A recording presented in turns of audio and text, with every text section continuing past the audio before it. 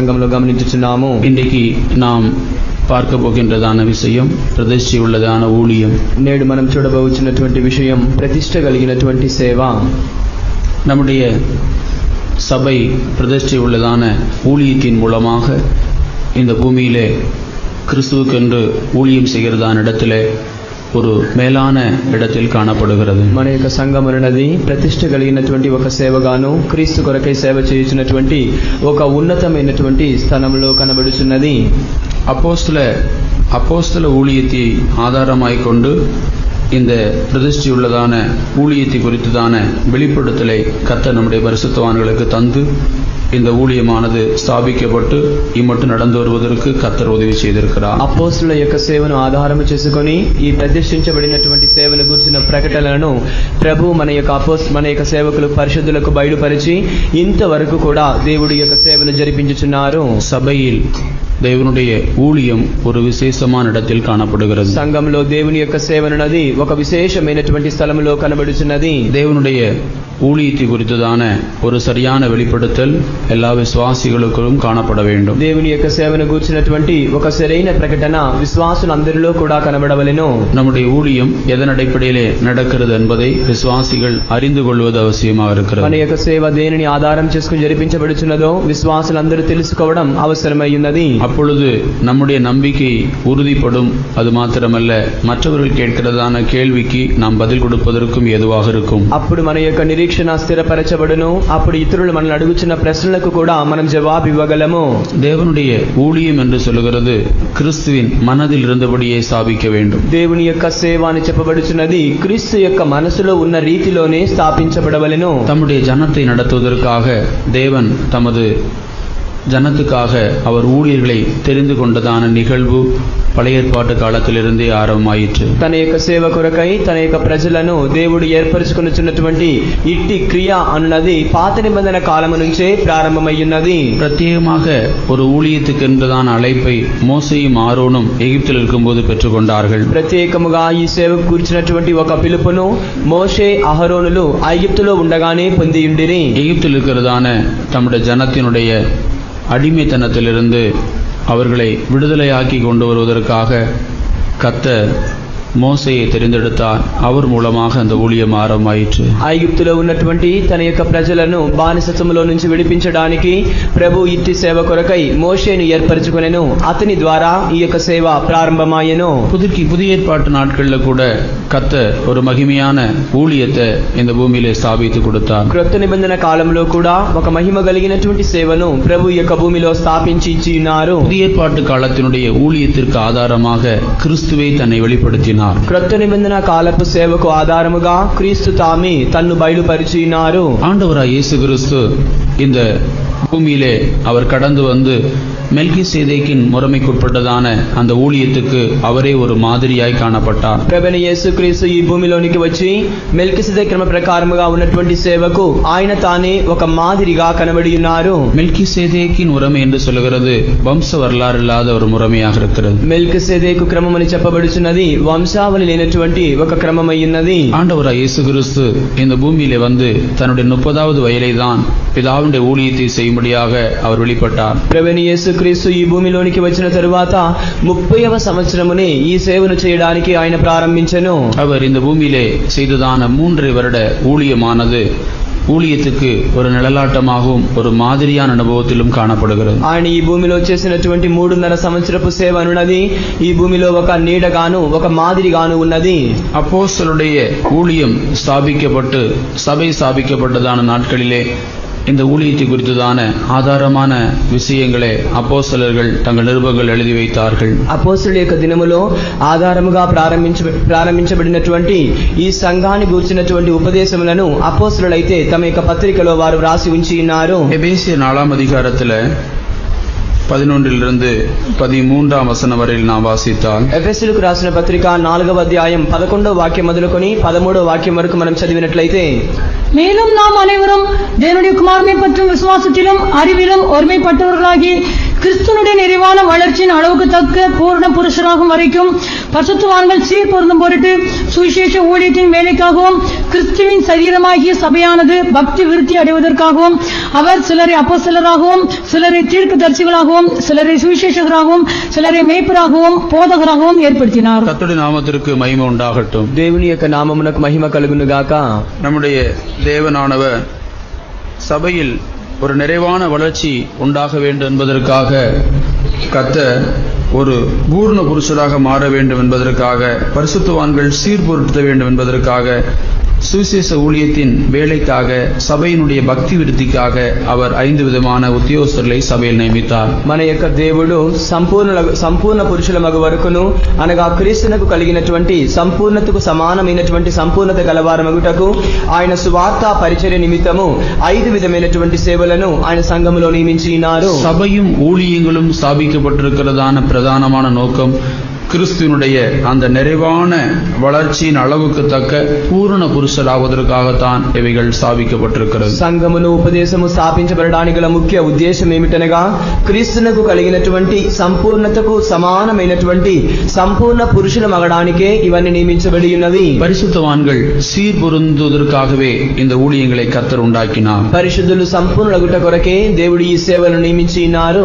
அவர் இந்த 5 விதமான ఉద్యోగస్తులై அவர் ஏற்படுத்தினார் என்று எழுதப்பட்டிருக்கிறது. ఈ 5 విధమైనటువంటి ఉద్యోగస్తులను ఆయన నియమించెను అని వ్రాయబడి ఉన్నది. இந்த 5 விதமான ఉద్యోగస్తులు అపోస్తల ప్రతిష్ఠ உள்ளதான ஊழியக்காரர்கள் என்று அழைக்கப்படுகிறார்கள். ఈ 5 విధమైనటువంటి ఉద్యోగస్తులు కూడా అపోస్తల యొక్క ప్రతిష్ఠ చేత నియమించబడిన సేవకులని పిలువబడుచున్నారు. கர்த்தர் இந்த 5 விதமான ఉద్యోగస్తుகளை சபையில் வைத்து சபையானது பக்தி விருத்தி அடையும்படியாக செய்து கொண்டு வருகிறார். ప్రభు యొక్క 5 విధమైనటువంటి ఉద్యోగస్తులను సంఘములో ఉంచి సంఘమునది క్షేమాభివృద్ధి పొందడానికి ప్రభు క్రియ చేయుచున్నారు. இந்த 5 ఉద్యోగస్తులు மெல்கிசேதேக்கின் முறைமையின்படியான பிரதிஷ்டை செய்யப்பட்டதான ஊழியர்களாய் காணப்பட வேண்டும். ఈ 5 ఉద్యోగస్తులు కూడా మెల్కిసెదె క్రమ ప్రకారముగా ప్రతిష్ఠించబడినటువంటి దేవుని యొక్క ఉద్యోగస్తులై సేవకులై కనబడవలెను. ஒருவன் கர்த்தருக்கென்று ஊழியம் செய்ய வரும் பொழுது அவன் இந்த உலகத்தில் உள்ள எல்லாவற்றையும் விட்டுவிட்டு அவன் தேவனுக்கென்று ஊழியம் செய்ய வேண்டும் என்பது தேவனுடைய சித்தமாக இருந்தது. ఒకడు ప్రభువు కొరకై సేవ చేయవలని కోరినట్లయితే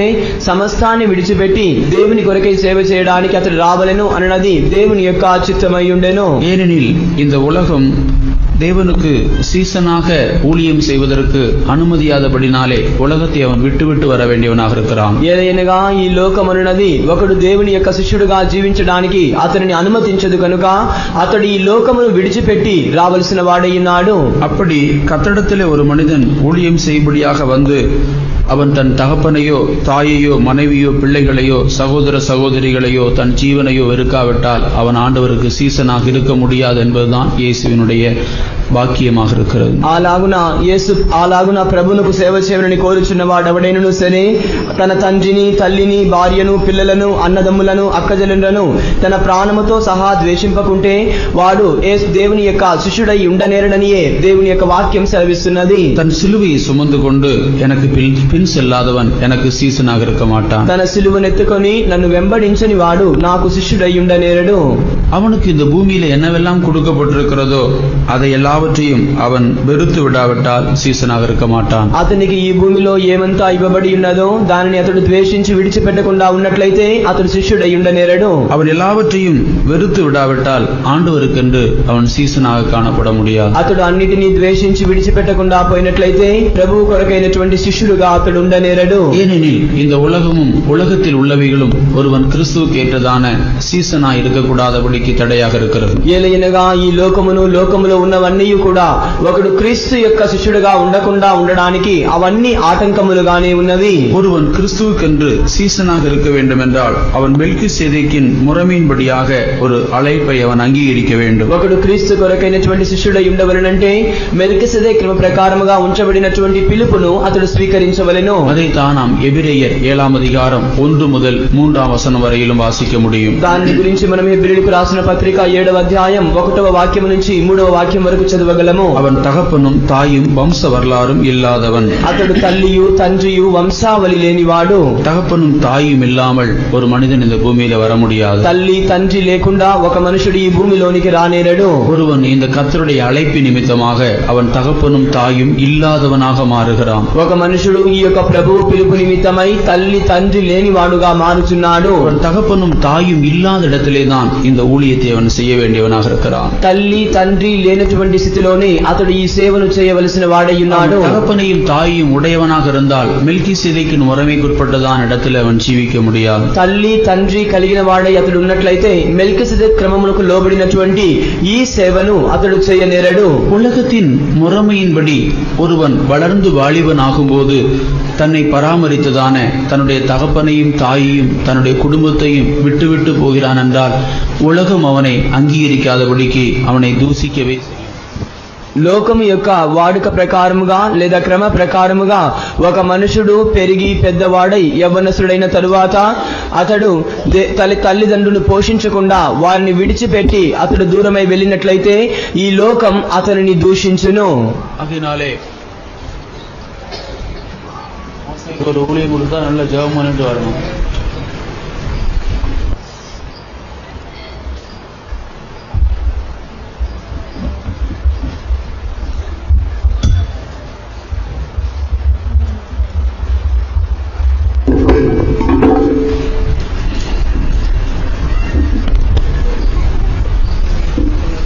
அவன் வம்ச வரலாறு இல்லாத இடத்திலே இந்த ஊழியத்தை செய்ய வேண்டியவனா இருக்கிறான். అతడు వంశావళి లేని స్థితిలో ఈ సేవను చేయవలసిన వాడై ఉన్నాడు. உலகத்தின்படி இது ஒரு அங்கீகரிக்கப்படாத விஷயமாக இருக்கலாம். లోకానుసారముగా ఇది అంగీకరించబడినటువంటి ఒక విషయమై ఉండవచ్చును. ஆனாலும் ஒருவனை சிருஷ்டித்ததான கர்த்தர் அவனை அப்படி அழைக்கும் போது அவன் அப்படி ஒப்பு கொடுக்க வேண்டியது அவசியமாக இருக்கிறது. అయితే ఒకరిని సృష్టించినటువంటి ప్రభువు అతని అలాగున పిలిచిచుండగా అతడు అలాగున సమర్పించుకోవడం అవసరమై ఉన్నది. உலகம் அவனை எவ்விதத்திலும் வேண்டுமானாலும் பார்க்கலாம். அவன் இந்த அழைப்புக்கு உட்படும் பொழுது இவன் இந்த பிரதிஷ்டைக்கு ஒப்பு கொடுத்தால்தான் அவன் தேவனுடைய பார்வையில மேன்மையானவனாய் காணப்பட முடியும். ఈ లోకం అతనిని ఏమైనా తలంచుకొనవచ్చును కానీ అయితే అతడు ఈ పిలుపుకు లోబడిన వాడై అలాగున జీవించినప్పుడే దేవుని యొక్క దృష్టిలో అతడు శ్రేష్టమైన వాడై కనబడగలడు.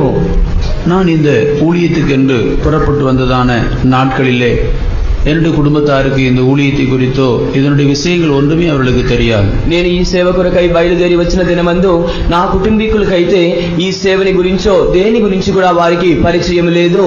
நான் எல்லாவற்றையும் விட்டுவிட்டு இந்த ஊழியத்துக்கென்று நான் வர புறப்பட்ட பொழுது அந்த ஊரார் முழுவதுமாக என்னை தூசித்தார்கள். నేను అందరిని విడిచిపెట్టి ఈ సేవ కొరకై బయలుదేరి వచ్చుచుండగా ఆ ఊరిలోని వారందరూ కూడా నన్ను దూషించిరి. குடும்பத்தார் என்னை மிகவும் அதிகமாக தூசித்தார்கள். కుటుంబీకులైతే నన్ను చాలా అధికముగా దూషించిరి. ஆனாலும் தேவனுடைய அழைப்புக்கு ஒரு மனிதன் கீழ்ப்படியும் பொழுது இது போன்றதான நிந்தைகளை அவன் ஏற்றுக்கொள்ள வேண்டியவனா இருக்கிறான். అయితే దేవుని యొక్క పిలుపునకు ఒక మనుషుడు లోబడుచుండగా ఇటువంటి నిందలను అతడు భరించవలసిన వాడై ఉన్నాడు.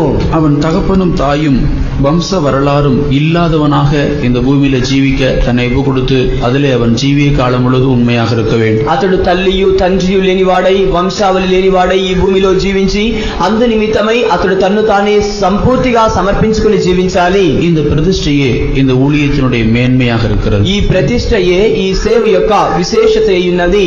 இந்த மேன்மையான பிரதிஷ்டைக்கு ஒருவன் உட்பட்டு இந்த ஊழியத்தை செய்ய வரும் பொழுது கர்த்தர் அவனை கனப்படுத்துகிறவனாக இருக்கிறார். ఈ శ్రేష్టమైనటువంటి ప్రతిష్టకు ఒకడు లోబడి ఈ సేవ చేయడానికి ముందుకు వచ్చుచుండగా ప్రభు అతనిని గణపరిచు వారై ఉన్నారు. அவன் தேவனுடைய அன்பு நிமித்தமாக தன்னுடைய இருதயத்தை கடினப்படுத்திக் கொண்டு ஒரு வம்ச வரலாறு இல்லாத ஒரு இடத்தில் அவன் ஜீவிக்க வேண்டும். దేవుని యొక్క ప్రేమ నిమిత్తమై తన హృదయాన్ని కఠినపరుచుకొని వంశావళి లేని స్థితిలో అతడు జీవించాలి. தன்னுடைய தகப்பனையும் தன்னுடைய தாயையும் தன்னுடைய குடும்பத்தாரையும் இந்த அழைப்புக்கு முன்பாக அவன் அதிகமாக நேசிக்கக்கூடியவனாக இருந்திருக்கலாம். తన యొక్క కుటుంబీకులను తల్లినైనను తండ్రినైనను ఈ పిలుపునకు ముందుగా అతడు వారిని ఎక్కువగా ప్రేమించి ఉండవచ్చును. ஆனால் இந்த அழைப்பை அவன் பெற்ற பிறகு அவன் அதற்கேற்றதான ஒரு பிரதிஷ்டையான இடத்திலே காணப்பட வேண்டியது அவசியமாக. అయితే ఈ పిలుపును అతడు పొందిన తరువాత దానికి తగిన ఒక ప్రతిష్ఠించబడిన స్థితిలో అతడు కనబడవలసినది అవసరమై ఉన్నది. அப்படி ஒரு இடத்திலே அவன் ஜீவிக்கும் போது கர்த்தர் அவனை மேன்மைப்படுத்தக்கூடியவராகவும் இந்த ஊழியத்தில் அவனை கனப்படுத்தக்கூடியவராகவும் இருக்கிறான். అటువంటి స్థితిలో ఒక మనుషుడు తనను సమర్పించుకొనుచుండగా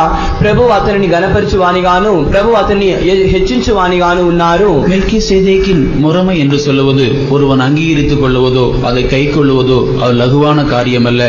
அது அழைப்பின் அடிப்படையிலே தான் அவனுக்கு உண்டாகிறது. మెల్కీసెదెకు క్రమ ప్రకారమైనటువంటి ఇట్టి క్రమాన్ని ఒకడు స్వీకరించడమో లేదా దాన్ని గైకొనడం అన్నది ఒక సులువైనటువంటి కార్యము కాదు. అది పిలుపును అనుసరించి అతని కలుగుచున్నది. இந்த அழைப்பின் அடிப்படையிலே இந்த உபதேசத்திற்கும் இந்த பிரதிஷ்டைக்கும் ஒருவன் தன்னை ஒப்பு கொடுக்கும் போது அவன் இந்த கிறிஸ்துவின் ஊழியக்காரனாக சபையில் அங்கீகரிக்கப்படுகிறான். ఈ పిలుపుకు తగిన రీతిగా, ఈ ఉపదేశానికి తగిన రీతిగా అతడు తన్ను తాను సమర్పించుకుని అప్పగించుకుని చుండగా క్రీస్తు యొక్క సేవకుడుగా అతడు ఈ సంఘములో పిలువబడుచున్నాడు. அவர்களை குறித்துதான் மத்தேயு 13ஆம் அதிகாரம் 11ஆம் வசனத்தில் இயேசு சொன்னார். వారిని గురించే మత్తయి రాసిన సువార్త 13వ అధ్యాయం 11వ వాక్యమందు యేసు ప్రభు ఇలాగున చెప్పి ఉన్నారు. அவர்களுக்கு அவர் பிரயோஜனமாக பரலோக ராஜ்யத்தின் ரகசியங்களை அறியும்படி உங்களுக்கு அருளப்பட்டது, அவர்களுக்கோ அருளப்படவில்லை. பரலோக ராஜ்யத்தினுடைய ரகசியங்களை அறியும்படி உங்களுக்கு அருளப்பட்டது, அவர்களுக்கோ அருளப்படவில்லை. పరలోక రాజ్య మర్మములు ఎరుగుట మీకు అనుగ్రహింపబడి ఉన్నది కానీ వారికి అనుగ్రహింపబడలేదు. பரலோக ராஜ்யத்தினுடைய ரகசியங்களை கர்த்தர் தம்முடைய சீசர்களுக்கு வெளிப்படுத்தக்கூடியவராக இருக்கிறார். పరలోక రాజ్యం యొక్క రహస్యములను ప్రభు తన యొక్క శిష్యులకు బయలుపరిచివారై ఉన్నారు. பரலோக ராஜ்யத்தினுடைய ரகசியங்களை அறியும்படி உங்களுக்கு அருளப்பட்டது, அவர்களுக்கோ அருளப்படவில்லை. పరలోక రాజ్యం యొక్క రహస్యం ఎరుగునట్లుగా మీకు అనుగ్రహించబడి ఉన్నది కానీ వారికి అనుగ్రహించబడలేదు. இந்த மெல்கிசேதேக்கின் முறைமையை உட்பட்டதான ஊழியர்களுக்கு கர்த்தர் தமது பரலோக ராஜ்யத்தினுடைய ரகசியத்தை அறிவிக்கக்கூடியவராக இருக்கிறார். ఈ మెల్కిసెదెకు క్రమ ప్రకారముగా లోబడినటువంటి సేవకులకైతే ప్రభు తన యొక్క రహస్యములను బయలుపరిచివారై ఉన్నారు. இந்த மேன்மையான ரகசியங்களை அறிவித்து இந்த மேன்மையான ஜீவியத்திற்கு அவர் உதவி செய்யக்கூடியவராக இருக்கிறார். ఈ శ్రేష్టమైనటువంటి రహస్యములను వారికి బయలుపరిచి ఈ శ్రేష్టమైన జీవితం చేయడానికి ప్రభు వారికి తోడ్పడుచున్నారు. இந்த ஊழியர்களும் விசுவாசிகளுமாகிய இந்த சபை எந்த நிலவரத்தில் இல்லை என்றால் எதை ஆதாரமாய் கொண்டு எதற்காக உண்டாக்கப்பட்டிருக்கிறது? ఈ సేవ లేదా ఇక్కడ ఉన్నటువంటి సంఘము విశ్వాసం ఉన్నది దేనిని ఆధారం చేసుకొని లేదా ఎందు నిమిత్తమై ఇది స్థాపించబడి ఉన్నది?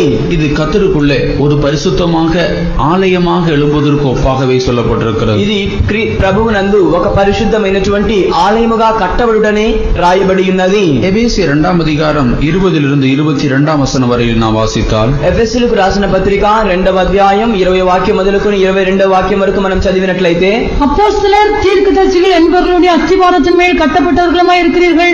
அதற்கு இயேசு கிறிஸ்து தாமே மூலைக்கல்லா இருக்கிறார். அவர் மேல் மாளிகை முழுவதும் இசைவாய் இணைக்கப்பட்டு கர்த்தருக்குள் பரிசுத்த ஆலயமாக எழும்புகிறது.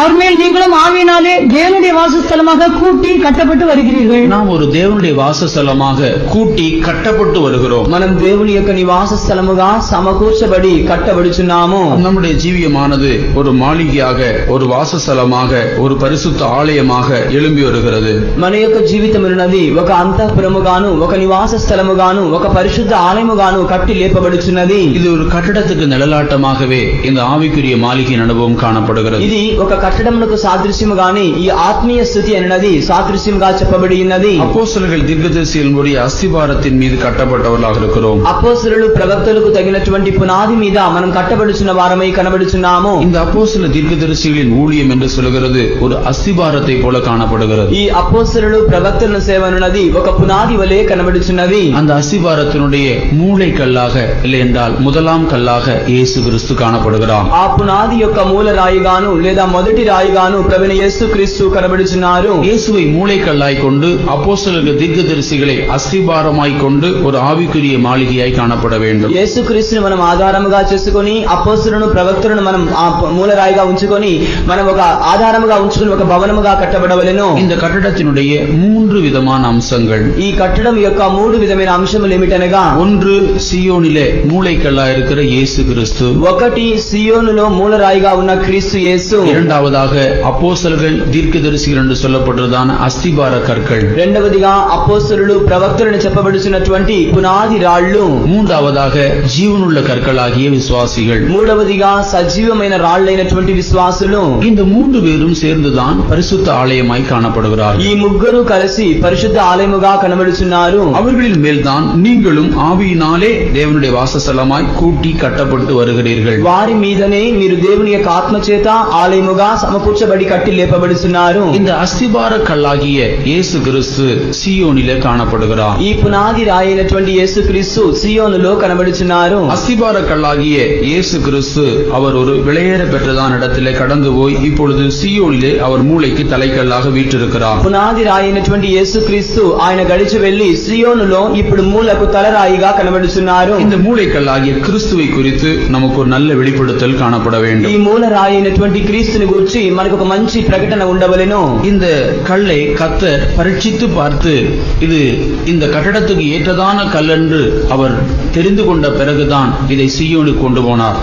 ఈ యొక్క రాతిని ప్రభు దాని క్షుణ్ణముగా పరిశీలించి చూసిన తరువాత ఈ కట్టడమునకు ఇది సరైన రాయి అని ప్రభు ఎన్నుకున్న తర్వాతనే దాన్ని సియోనుకు తీసుకుని వెళ్ళెను. அதைத்தான் நாம் ஏசாயா 28:16 வாசிக்கிறோம். దాని గురించి మనం యెషయా ప్రవచన గ్రంథం 28వ అధ్యాయం 16 వాక్యములు చదువుచున్నాము. ஆதலால் கர்த்தராகிய ஆண்டவர் உரைக்கிறதாவது, இதோ அஸ்திவாரமாக ஒரு கல்லை நான் சீயோனிலே வைக்கிறேன், அது பரீட்சிக்கப்பட்டதும் விலையேற பெற்றதும் திட அஸ்திவாரம் உள்ளதுமான மூலைக்கல்லா இருக்கும், விசுவாசிக்கிறவன் பதறான். இந்த மூலைக்கல் சீயோனிலே ஒரு பரீட்சிக்கப்பட்ட கல்லாக, விலையேறப்பட்ட கல்லாக, திட அஸ்திவாரம் உள்ள கல்லாக காணப்படுகிறது. ఈ మూల రాయి అనున్నది ఒక సియోనులో పరిశోధించబడిన రాయిగాను, అమూల్యమైనటువంటి తల రాయిగాను, బహు స్థిరమైన పునాదిగా కనబడుచున్నది. விசுவாசிக்கிறவன் பதறான். విశ్వసించువాడు కలవరపడడు. ஆண்டவர் சீயோனிலே ஒரு நல்ல மூலைக்கல்லாக வீற்றிருக்கிறார். ప్రభువు సియోనులో ఒక మంచి మూల రాయిగా ఆసీనుడై ఉన్నారు. அவர் பரீட்சிக்கப்பட்டதும் விலையேற பெற்றதும் திட அஸ்திவாரமான மூலைக்கல். ఆయన పరిశోధించబడి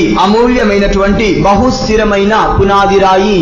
ஆண்டவர் இந்த மாளிகை கட்டுவதற்கு முன்பாக கிறிஸ்துவை பரீட்சித்து பார்த்தார். ప్రభు ఈ యొక్క భవనాన్ని కట్టి లేపడానికి ముందుగా క్రీస్తును ఆయన పరిశోధించి చూసెను. மூளைக்கு தலைக்கல்லாக மாறுவதற்கு முன்பாக பிதா அவரை இந்த பூமியிலே அனுப்பி வைத்தார். మూలకు తలరాయిగా మారడానికి ముందుగా తండ్రి ఆయనను ఈ భూమికి పంపించెను. இந்த பூமியிலே அவர் கடந்து வந்தபோது பல விதங்களில் அவர் பரீட்சிக்கப்பட்டார். ఈ భూమిలోనికి ఆయన వచ్చినప్పుడు పలు విధములుగా ఆయన శోధించబడెను. பிதா அவரை பலவிதமான சோதனைகளுக்கு உட்படுத்தினார். తండ్రి ఆయనను పలు విధమైనటువంటి శోధనలకు లోబరిచెను. கடைசியாக சிலுவை மரணத்திலே அவரை கைவிடும்படியான சோதனைக்கு கூட அவரை உட்படுத்தினார். చివరిగా శిలువ మరణములో ఆయనను చేయి విడిచే శోధనకు కూడా దేవుడు అప్పగించెను. அந்த இடத்திலே அவர் விலையேற பெற்ற கல்லாக மாறினார் என்பதை பிதா அறிந்து கொண்டபோது அவரை சீயோனுக்கு அழைத்து கொண்டு போனார். ఆ స్థలమందు ఆయన అమూల్యమైనటువంటి రాయిగా మారెను అని ప్రభువు తెలుసుకున్న వెంటనే ఆయనను సియోనుకు తీసుకుని వెళ్ళెను. இன்றைக்கு இந்த சீயோனிலே இயேசு கிறிஸ்து மூளைக்கு தலைக்கல்லாக வீற்றிருக்கிறார். నేడు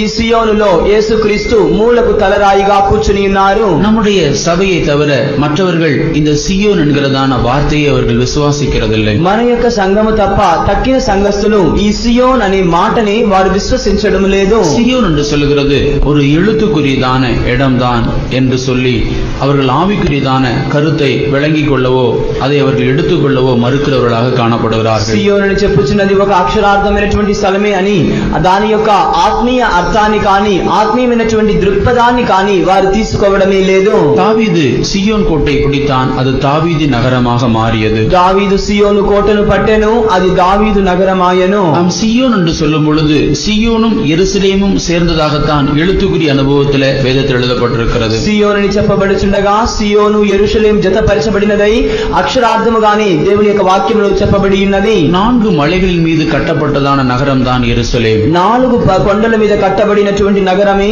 యెరూషలేము. அதில் ஒன்றுதான் சீயோன் மலையாக இருக்கிறது. అందులో ఒకటి సియోన్ పర్వతమై ఉన్నది. இந்த சீயோனிலே எழுத்துக்குரியதான ஆலயம் ஸ்தாபிக்கப்பட்டதாகவும் காணப்பட்டது. ఈ సియోనులో అక్షరార్థమైనటువంటి ఆలయం స్థాపించబడినట్లుగా కనబడుచున్నది. எழுத்துக்குரியதான இடத்திலே சீயோனும் எருசலேமும் இணைந்திருக்கிறது போலவே ஆவிக்குரிய அனுபவத்திலும் கூட சீயோனும் எருசலேமும் சேர்ந்து காணப்படுகிறது. అక్షరార్థమైనటువంటి స్థితిలోనే సియోన్ యెరూషలేము జతపరచబడి ఉన్నట్లుగానే ఆత్మీయానుసారముగా కూడా సియోను యెరూషలేము అన్నది జతపరచబడి ఉన్నవి. சீயோனும் எருசலேமும் இசைவினைப்பான ஒரு நகரமாகவே காணப்படுகிறது. సియోను యెరూషలేము అన్నది జతపరచబడినటువంటి నగరముగానే కనబడుచున్నది. சீயோன் என்று சொல்லுகிறது விசுவாசிக்க முடியாத இடமல்ல, அது மகாராஜாவுடைய நகரமாக காணப்படுகிறது. సియోన్ అన్నది విశ్వసించలేనటువంటి ఒక స్థలము కాదు, అది మహారాజు పట్టణమై ఉన్నది. ஆகினாலே நாம் சீயோனிலே தான் மூளைக்கு தலைக்கல்லாக இயேசு இருக்கிறான். இயேசு இருக்கிறதான இடத்தை விசுவாசிக்காவிட்டால் அவர்கள் எப்படி கட்டப்பட முடியும்? సియోనులోనే మూలకు తలరాయినటువంటి క్రీస్తు ఉన్నారు. అలాంటి సియోనును విశ్వసించిన వారు ఏ విధముగా వారు కట్టబడగలరు? நாம் சீயோனின் மீதும் சீயோனின் மூளைக்கல்லா இருக்கிறதான இயேசு கிறிஸ்துவின் மீது விசுவாசம் வைத்தால் தான் பரிசுத்த ஆலயமாக கூட்டி கட்டப்பட முடியும். మనం సియోను మీదను సియోనులో మూలరాయిగా ఉన్నటువంటి క్రీస్తు యేసు మీదను విశ్వాసం ఉంచినప్పుడు మటుకే పరిశుద్ధమైనటువంటి ఆలయముగా మనం కట్టబడగలము. ஒரு அஸ்திபாரமான கல்லை அவர் சீயோனிலே வைத்திருக்கிறார். ఒక పునాదిగా ఉన్న రాతిని ఆయన సియోనులో ఉంచి ఉన్నారు. 1 பேதுருவிலும் கூட நாம் அதை வாசிக்க முடியும். పేతురు రాసినటువంటి మొదటి పత్రికలో కూడా మనం అలాగున చదవగలము. 2వ அதிகாரம் 5-6 வசனங்கள். 2వ అధ్యాయం 5-6 వాక్యములు చదివేదము. ஜீவன கற்களைப் போல ஆவிக்கேற்ற மாளிகையாகவும் இயேசு கிறிஸ்து மூலமாய் தேவனுக்கு பிரியமான ஆவிக்கேற்ற பலிகளை செலுத்தும்படிக்கு பரிசுத்த ஆசாரிய கூட்டமாகவும் கட்டப்பட்டு வருகிறீர்கள். அந்தபடியே இதோ தெரிந்து கொள்ளப்பட்டதும் விலையேற பெற்றதுமாயிருக்கிற மூலைகளை சீயோனில் வைக்கிறேன், அதன் மேல் விசுவாசமாயிருக்கிறவன் வெட்கப்படுவதில்லை என்று வேதத்திலே சொல்லியிருக்கிறது. ஆம், சீயோனின் மீது விசுவாசமாய் இருக்கிறவன் வெட்கப்படுவதில்லை. సియోను మీద విశ్వాసం కలిగిన వాడు సిగ్గుపడ నేరడు. ஏசாயா சொல்லுகிறான், அவன் பதறுகிறதில்லை. యెషయా చెప్పుచున్నాడు, అతడు కలవరపడడు. பேதுரு சொல்லுகிறான், வெட்கப்படுகிறதில்லை. పేతురు చెప్పుచున్నాడు, అతడు సిగ్గుపడడు. அவன் தெரிந்து கொள்ளப்பட்டதும் விலையேற பெற்றதுமா இருக்கிற மூளைக்கல்லை சீயோனிலே வைக்கிறேன். నేను ఏర్పరచబడినది అమూల్యమైన మూలరాతిని సియోనులో స్థాపించుచున్నాను. அதன் மேல் விசுவாசமா இருக்கிறவன் வெட்கப்படுவதில்லை. దాని మీద విశ్వాసం ఉంచువాడు సిగ్గుపడడు.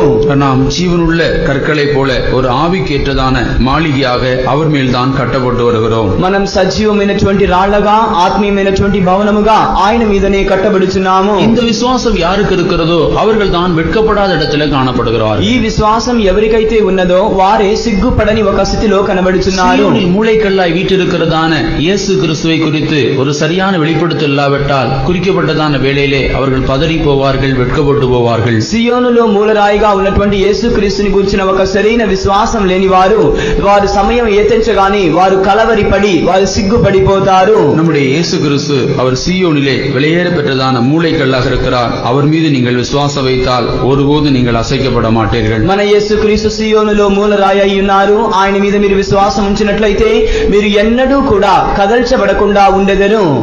118ஆம் சங்கீதத்தில் வாசிக்கிறோம், அது வீடு கட்டவர்களினாலே ஆகாதென்று தள்ளப்பட்டதான கல் என்று வாசிக்கிறோம். 118వ కీర్తనలో మనం చదువుచున్నాము, ఇల్లు కట్టువారు నిషేధించిన రాయిని మనం చదువుచున్నాము. 22ஆம் வசனம். வீடு கட்டுகிறவர்கள் ஆகாதென்று தள்ளின கல்லே மூலைக்கு தலைக்கல்லாயிற்று, அது கர்த்தராலே ஆயிற்று, அது நம்முடைய கண்களுக்கு ஆச்சரியமா இருக்கிறது. வீடு கட்டுகிறவர்கள் ఆகாదెன்று తల్లిన కల్ தான் మూளைకి தலைக்கல்லாயிற்று. ఇల్లు కట్టువారు నిషేధించినటువంటి రాయి మూలకు తలరాయి ఆయను. வீடு கட்டுகிறவர்கள் யார்? ఇల్లు కట్టుచున్న వారెవరు? அவர்கள் தான் யூதர்கள். వారే యూదులై ఉన్నారు. அவர்கள் இந்த வீட்டை கட்டும்படியாக பிரயாசப்பட்டார்கள். ஆனாலும் வீடு கட்டும்படியாக பிரயாசப்பட்டு கொண்டிருந்தார்கள். ஆனாலும் மூளைக்கல்லையோ அவர்கள் తల్లివిట్టాர்கள். వారైతే ఇల్లు కట్టుచున్న వారు ఇల్లు కట్టడానికి వారు ప్రయాసపడితిరి కానీ మూల రాయిని వారు త్రోసివేసి ఉన్నారు. அதைத்தான் ஆண்டவராய் இயேசு கிறிஸ்து இந்த பூமியில் இருந்த நாட்களிலே அதை அவர் குறித்து காண்பித்தார். దాన్ని గూర్చే ప్రభువైన యేసుక్రీస్తు ఈ భూమిలో ఉన్న దినములను ఆయన చూపించి ఉన్నారు. மத்தேயு 21ஆம் அதிகாரம் 42ஆம் வசனத்தில் சொல்லுகிறார். మత్తయి 21వ అధ్యాయం 42వ వాక్యంలో చెప్పుచున్నారు, இதோ அவர்களை நோக்கி வீடு கட்டுகிறவர்கள் ஆகாதென்று தள்ளின கல்லே மூலைக்கு தலைக்கல்லாயிற்று, அது கர்த்தராலே ஆயிற்று, அது நம்முடைய கண்களுக்கு ஆச்சரியமா இருக்கிறது என்று நீங்கள் வேதத்தில் ஒரு காலம் வாசிக்கவில்லையா? இயேசு அவர்களை நோக்கி சொன்னார். యేసు ప్రభు వారిని చూచి ఇలాగున చెప్పెను, வீடு கட்டுகிறவர்கள் ஆகாதென்று தள்ளின கல்லே மூளைக்கு தலைக்கல்லாயிற்று. ఇల్లు కట్టువారు నిషేధించినటువంటి రాయి మూలకు తలరాయి ఆయను. அது கர்த்தராலே ஆயிற்று. ఇది ప్రభు వలనే కలిగెను. அது நம்முடைய கண்களுக்கு ஆச்சரியமாக இருக்கிறது. ఇది మన కనులకు ఆశ్చర్యమై ఉన్నది. இந்த இயேசு கிறிஸ்துவை வீடு கட்டுகிறவராகிய யூதர்கள் தள்ளிவிட்டார்கள். ఈ యేసుక్రీస్తును ఇల్లు కట్టువారైనటువంటి యూదులు నిషేధించి ఉన్నారు. ஆனாலும் கர்த்தரோ அவர்களை மூளைக்கு தலைக்கல்லாக மாற்றிவிட்டார். ప్రభు అయితే ఆయనను మూలకు తలరాయిగా మార్చి ఉన్నారు. வீடு கட்டுகிறவர்கள் ஆகாதென்று தள்ளின கல்லை கர்த்தர் மூளைக்கு தலைக்கல்லாய் மாற்றினார். ఇల్లు కట్టువారు ఇది కాని రాయిని నిషేధించినటువంటి రాయిని ప్రభు మూలకు తలరాయిగా మార్చి ఉన్నారు. அவர் யூதர்கள் மத்தியிலே வெளிப்பட்டார். யூதர்களோ அவரை புறக்கணித்து தள்ளினார்கள். ఆయన యూదుల మధ్యలో బయలుపడెను. యూదులైతే ఆయనను తిరస్కరించిరి. அவர்கள் ஒரு சரியான ஆவிக்குரியதான வீட்டை கட்டும்படி பிரயாசப்பட்டு கொண்டிருந்தார்கள். வீடு கட்டுவதற்கு பிதா ஒரு கல்லை அனுப்பினார். அந்த கல்லையோ அவர்கள் புறக்கணித்தார்கள். వారు సరైనటువంటి ఒక ఆత్మీయమైనటువంటి భవనాన్ని కట్టడానికి ప్రయాసపడుచుండిరి. ఆ భవనం కట్టడానికి తండ్రి అయిన దేవుడు ఒక మూల రాయిని పంపించెను. వారైతే ఆ రాయిని త్రోసివేసిరి. பிதா மூளைக்கு தலைக்கல்லாய் அனுப்பி வைத்ததான இயேசு கிறிஸ்துவை குறித்து அவர்கள் ஆகாத கல் என்று சொன்னார்கள். తండ్రి మూలకు తలరాయిగా పంపించినటువంటి యేసుక్రీస్తుని గూర్చి వారు కాని రాయిగా నిషేధించిరి. அவர் அவருடைய பார்வையிலே ஆகாத கல்லாய் காணப்பட்டார். ఆయన దృష్టిలో వారు కాని వారై కనబడిరి. அவர் ஆகாத கல்லாய் காணப்பட்டார். వారు కాని నిషేధించబడిన రాయిగా కనబడి ఉన్నారు. வீடு கட்டுகிறவர்கள் ஆகாதென்று தள்ளிவிட்டதான இந்த கல்லை அவர் மூளைக்கு தலைக்கல்லாய் பிதா மாற்றினால் இது கர்த்தராலே ஆயிற்று. ఇల్లు కట్టువారు ఇది పనికిరాని రాయిని నిషేధించినటువంటి రాయిని తండ్రి అయిన దేవుడు దాని మూల రాతిగా మార్చెను. ఇది దేవుని వలనే సాధ్యమాయెను. பரிசுத்த ஆலயமாக எழும்பும்படி நம்ம ஒப்பு கொடுத்திருக்கிறதான நாம் இந்த மூளைக்கல்லாய் கிறிஸ்துவை குறித்து ஒரு நல்ல வெளிப்படுத்தல் இல்லாவிட்டால் இந்த மாளிகை நாம் கட்ட முடியாது. పరిశుద్ధమైనటువంటి ఆలయం ఆలయముగా కట్టి లేపబడడానికి సమర్పించుకున్నటువంటి మనము ఈ మూలరాయి అయినటువంటి క్రీస్తుని గూర్చి ఒక సరైన ప్రకటన లేకుండా పోయినట్లయితే పరిశుద్ధమైనటువంటి భవనముగా మనం కట్టి లేపబడనేరము. இந்த சியோனுக்கு விரோதமாகும், இந்த சியோனின் சத்தியத்துக்கு விரோதமாகும் அநேக வல்லமைகள் போராடி கொண்டிருக்கிறது. ఈ సియోనుకు విరోధముగా, సియోను యొక్క సత్యమునకు విరోధముగా అనేక శక్తులు పోరాడుచున్నవి. இந்த வல்லமைகள் தான் அநேகருடைய மனக்கண்களை குருடாக்கி வைத்திருக்கிறது. ఈ శక్తులే అనేక మంది యొక్క మనోనేత్రములకు గురుడితనం కలుగు చేసి ఉన్నవి. கிறிஸ்து மூளைக்கு தலைக்கல்லாக சியோனிலே வீற்றிருக்கிறார் என்கிற அந்த அடிப்படையான விஷயத்தை அறிந்து கொள்ளாவிட்டால் அவர்கள் நிச்சயமாகவே ஒரு பரிசுத்த ஆலயமாகவோ ஒரு வாசஸ்தலமாகவோ அவருடைய ஜீவனுள்ள மாளிகையாகவோ அவர்கள் தங்கள் ஜீவியத்தை கட்டி எழுப்பிக் கொள்வது கூடாத காரியமே. క్రీస్తు సియోనులో మూలకు తలరాయి ఉన్నారని ఈ యొక్క ఆధారముగా ఉన్నటువంటి సత్యాన్ని వారు హృదయమందు విశ్వసించకుండా పోయినట్లయితే వారు సియోనుగా కట్టబడడమో లేదా ఆత్మీయ భవనముగా కట్టబడడమో వారి జీవితంలో అసాధ్యమైన కార్యము. இந்த சியோனுக்கு விரோதமாய் கிரியை செய்கிறதான ஆவிகள் அது. ఈ సియోనుకు విరోధముగా క్రియ చేయించిన ఆత్మలు ఏమిటి? அது சியோனை இச்சித்து விழுந்து போனதான ஆவிகள். అది సియోనును ఇచ్చించి పడిపోయినటువంటి ఆత్మలు. ஏசாயா 14, 12, 13 వాసిக்கிறோம். యెషయా ప్రవచన గ్రంథం 14వ అధ్యాయం 12, 13 వాక్యములను చదువుచున్నాము. அதிகாலையின் மகனாகி விடுவெளியே, நீ வானத்திலிருந்து விழுந்தாயே, ஜாதிகளை ஈனப்படுத்தினவனே, நீ தரையில் வெட்டப்பட்டாயே. நான் வானத்துக்கு ஏறுவேன், தேவனுடைய நட்சத்திரங்களுக்கு மேலாக என் சிங்காசனத்தை உயர்த்துவேன். வடபுறங்களில் உள்ள ஆராதனை கூட்டத்தின் பர்வதத்தை வீற்றிருப்பேன் என்றும், நான் மேகங்களுக்கு மேலாக உன்னதங்களில் ஏறுவேன், உன்னதமானவருக்கு ஒப்பாவேன் என்று நீ உன் இருதயத்தில் சொன்னாயே. ஆனாலும் நீ அகாதமான பாதாளத்திலே தள்ளுண்டு போனாய். இந்த வடபுறத்தில் இருக்கிற ஆராதனை கூடமாகிய இந்த சியோனை இச்சித்துதான் இந்த ஆவிகள் விழத்தள்ளப்பட்டது. ఉత్తర దిక్కునున్నటువంటి సభా పర్వతమైనటువంటి ఈ సియోనును ఇచ్చించి ఈ ఆత్మలన్నీ కూడా పడద్రోయబడి ఉన్నవి. அதிகாலையின் மகனாகிய விடிவெள்ளையே, తేజో నక్షత్రమా, వేకువ చుక్క, நீ வானத்திலிருந்து விழுந்தாயே. నీవు ఆకాశము నుంచి పడితివే. இந்த தூது கூட்டம் வானத்திலிருந்து விழ காரணம் என்ன? ఈ దూత సమూహం ఆకాశం నుంచి పడిపోవడానికి గల కారణం ఏమిటి? நான் దేవుని నక్షత్రங்களுக்கு మేలాக என் சிங்காசனத்தை உயர்த்துவேன். దేవుని నక్షత్రములకు పైగా నా సింహాసనమును హెచ్చించుదును. வடபுறத்தில் உள்ள ஆராதனை கூட்டத்தின் பர்வதத்தில் போய் வீற்றிருப்பேன் என்று சொன்னான். ఉత్తర దిక్కునున్న సభా పర్వతం మీద కూర్చుందును అని చెప్పెను. ஆகினாலே அவனை கர்த்தர் இந்த பாதாளத்திலே தள்ளி உண்டு போகும்படி செய்தார். కనుకనే ప్రభు అతనిని ఈ యొక్క పాతాళములో పడద్రోయబడినట్లుగా చేసెను. இந்த விழத்தள்ளப்பட்டதான ஆவிகள் தான் இன்றைக்கு சியோனுக்கு விரோதமாக பல விதங்களில் போராடி கொண்டிருக்கிறது. పడద్రోయబడినటువంటి ఈ ఆత్మలే నేడు సియోనుకు విరోధముగా పలు విధములుగా పోరాడుచున్నవి. ஒருவனை சியோனை விசுவாசிக்க விடுகிறதில்லை. ఒకరిని సియోనును విశ్వసించలేకుండా చేయుచున్నవి. நான் ரட்சிக்கப்பட்ட போது வேறொரு சபையில் நான் ஐக்கியமாயிருந்த நாட்களிலே, నేను రక్షణ పొందినప్పుడు వేరొక సంఘములో ఐక్యత కలిగి ఉన్న దినములలో நான் இந்த சியோனை குறித்ததான சத்தியத்தை கேள்விப்பட்ட போது, నేను ఈ సియోను గురించిన సత్యమును వినినప్పుడు வேதாகமத்திலே சியோனை குறித்து எங்கெல்லாம் எழுதப்பட்டிருக்கிறது என்று நான் கருத்தாய் ஆராய்ந்து பார்த்தேன். పరిశుద్ధ గ్రంథంలో సియోను గురించి ఎక్కడెల్లా వ్రాయబడి ఉన్నదో నేను శ్రద్ధగా పరిశీలన చేసి చూసి ఉన్నాను. சியோனை குறித்ததான சத்தியங்கள் என்னுடைய மனக்கண்களை பிரகாசிக்க ஆரம்பித்தது. సియోను గురించిన సత్యములు నా మనోనేత్రమును వెలిగింపడకు ప్రారంభమయ్యాను. சியோனை அடைய வேண்டும் என்கிறதான வாஞ்சை எனக்குள்ளே உண்டாயிற்று. సియోనును పొందవలెను అనే వాంఛ నాలో కలిగెను. சியோனை அடையும்படியான அந்த வாஞ்சையே என்னை இந்த இடத்தில் நிறுத்தும்படியாக செய்தது. సియోనులో పొందవలెను అనే ఆ వాంఛయే నన్ను ఈ స్థలములో నిలబడినట్లుగా చేసెను. சியோனுக்கு விரோதமாக ஒரு பெரிய வல்லமை போராடி கொண்டிருக்கிறது. ఈ సియోనుకు విరోధముగా ఒక గొప్ప ప్రభావం ఉన్నది, పోరాడుతున్నది. எதுவான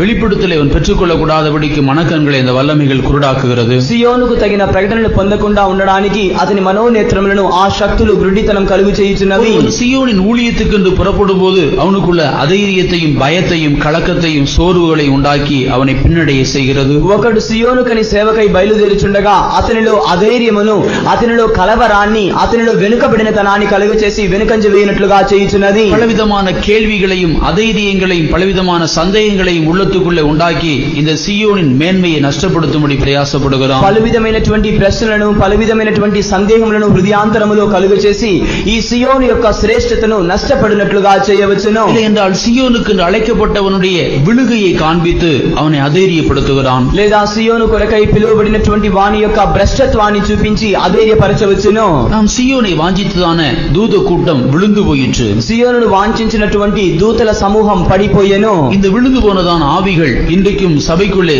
சீயோனாய் ஒருவன் மாறக்கூடாதபடிக்கு பல விதங்கள்ல போராடி கொண்டிருக்கிறது. ఈ పడిపోయినటువంటి ఆత్మలు నేడు కూడా సంఘములో ఒకరు సియోనుగా మారకుండానట్లుగా పలు విధములుగా పోరాడుచున్నవి. நீ விழுந்து போய்விட்டதான சாத்தானை நோக்கி பார்க்க வேண்டாம். పడిపోయినటువంటి సాతాను నీవు తేరి చూడవద్దు. இந்த ஊழியத்துக்கு உன்னை அழைப்பார் என்றார். ప్రభు ఈ సేవ కొరకై నిన్ను పిలిచినట్లయితే சீயோனிலே மூளைக்கல்லாய் வீற்றிருக்கிறதான இயேசு கிறிஸ்துவை நோக்கி பார்ப்பாயாக. నీవు సియోనులో మూలరాయిగా కూర్చున్నటువంటి యేసుక్రీస్తును తేరి చూడుము. அழைக்கப்பட்டு விழுந்து போனதான மனுஷனை குறித்து நோக்கி பார்க்க வேண்டாம். పిలువబడి పడిపోయినటువంటి మనిషిని తేరి చూడకుము. விளையாடப்பட்டதும் பரீட்சிக்கப்பட்டதும் திடஸ்திவார மூளைக்கல்லாக சீயோனிலே வீற்றிருக்கிறதான இயேசு கிறிஸ்துவை நோக்கி நீ பார்ப்பாயாக. అమూల్యమైనది పరిశోధించబడినది బహుస్థిరమైనటువంటి పునాదిగా సియోనులో వేయబడినటువంటి మూలరాయి అయినటువంటి క్రీస్తు యేసును తేరి చూడుము. அவர் உனக்காக மூளைக்கல்லாய் சீயோனிலே ஜொலித்துக் கொண்டிருக்கிறார். ఆయన నీ కొరకై మూలరాయిగా సియోనులో ప్రజ్వలించుచున్నారు. ஒருவன் திடஸ்திவாரமாகிய சீயோனிலே வீற்றிருக்கிறதான இயேசு என்கிறதான இந்த மூளைக்கல்லை நோக்கி பார்க்காவிட்டால் இந்த இடத்தில் அவன் வரவே முடியாது. ఒకడు బహుస్థిర పునాది అయినటువంటి క్రీస్తు యేసును తేరి చూడకుండా పోయినట్లయితే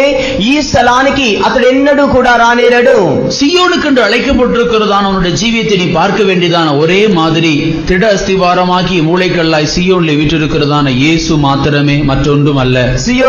సియోను కొరకై పిలువబడినటువంటి నీవు చూడవలసినటువంటి ఒకే ఒక మాదిరి సియోనులో బహుస్థిర పునాదిగా ఉన్నటువంటి యేసు క్రీస్తునే తప్ప మరి దేనిని కాదు.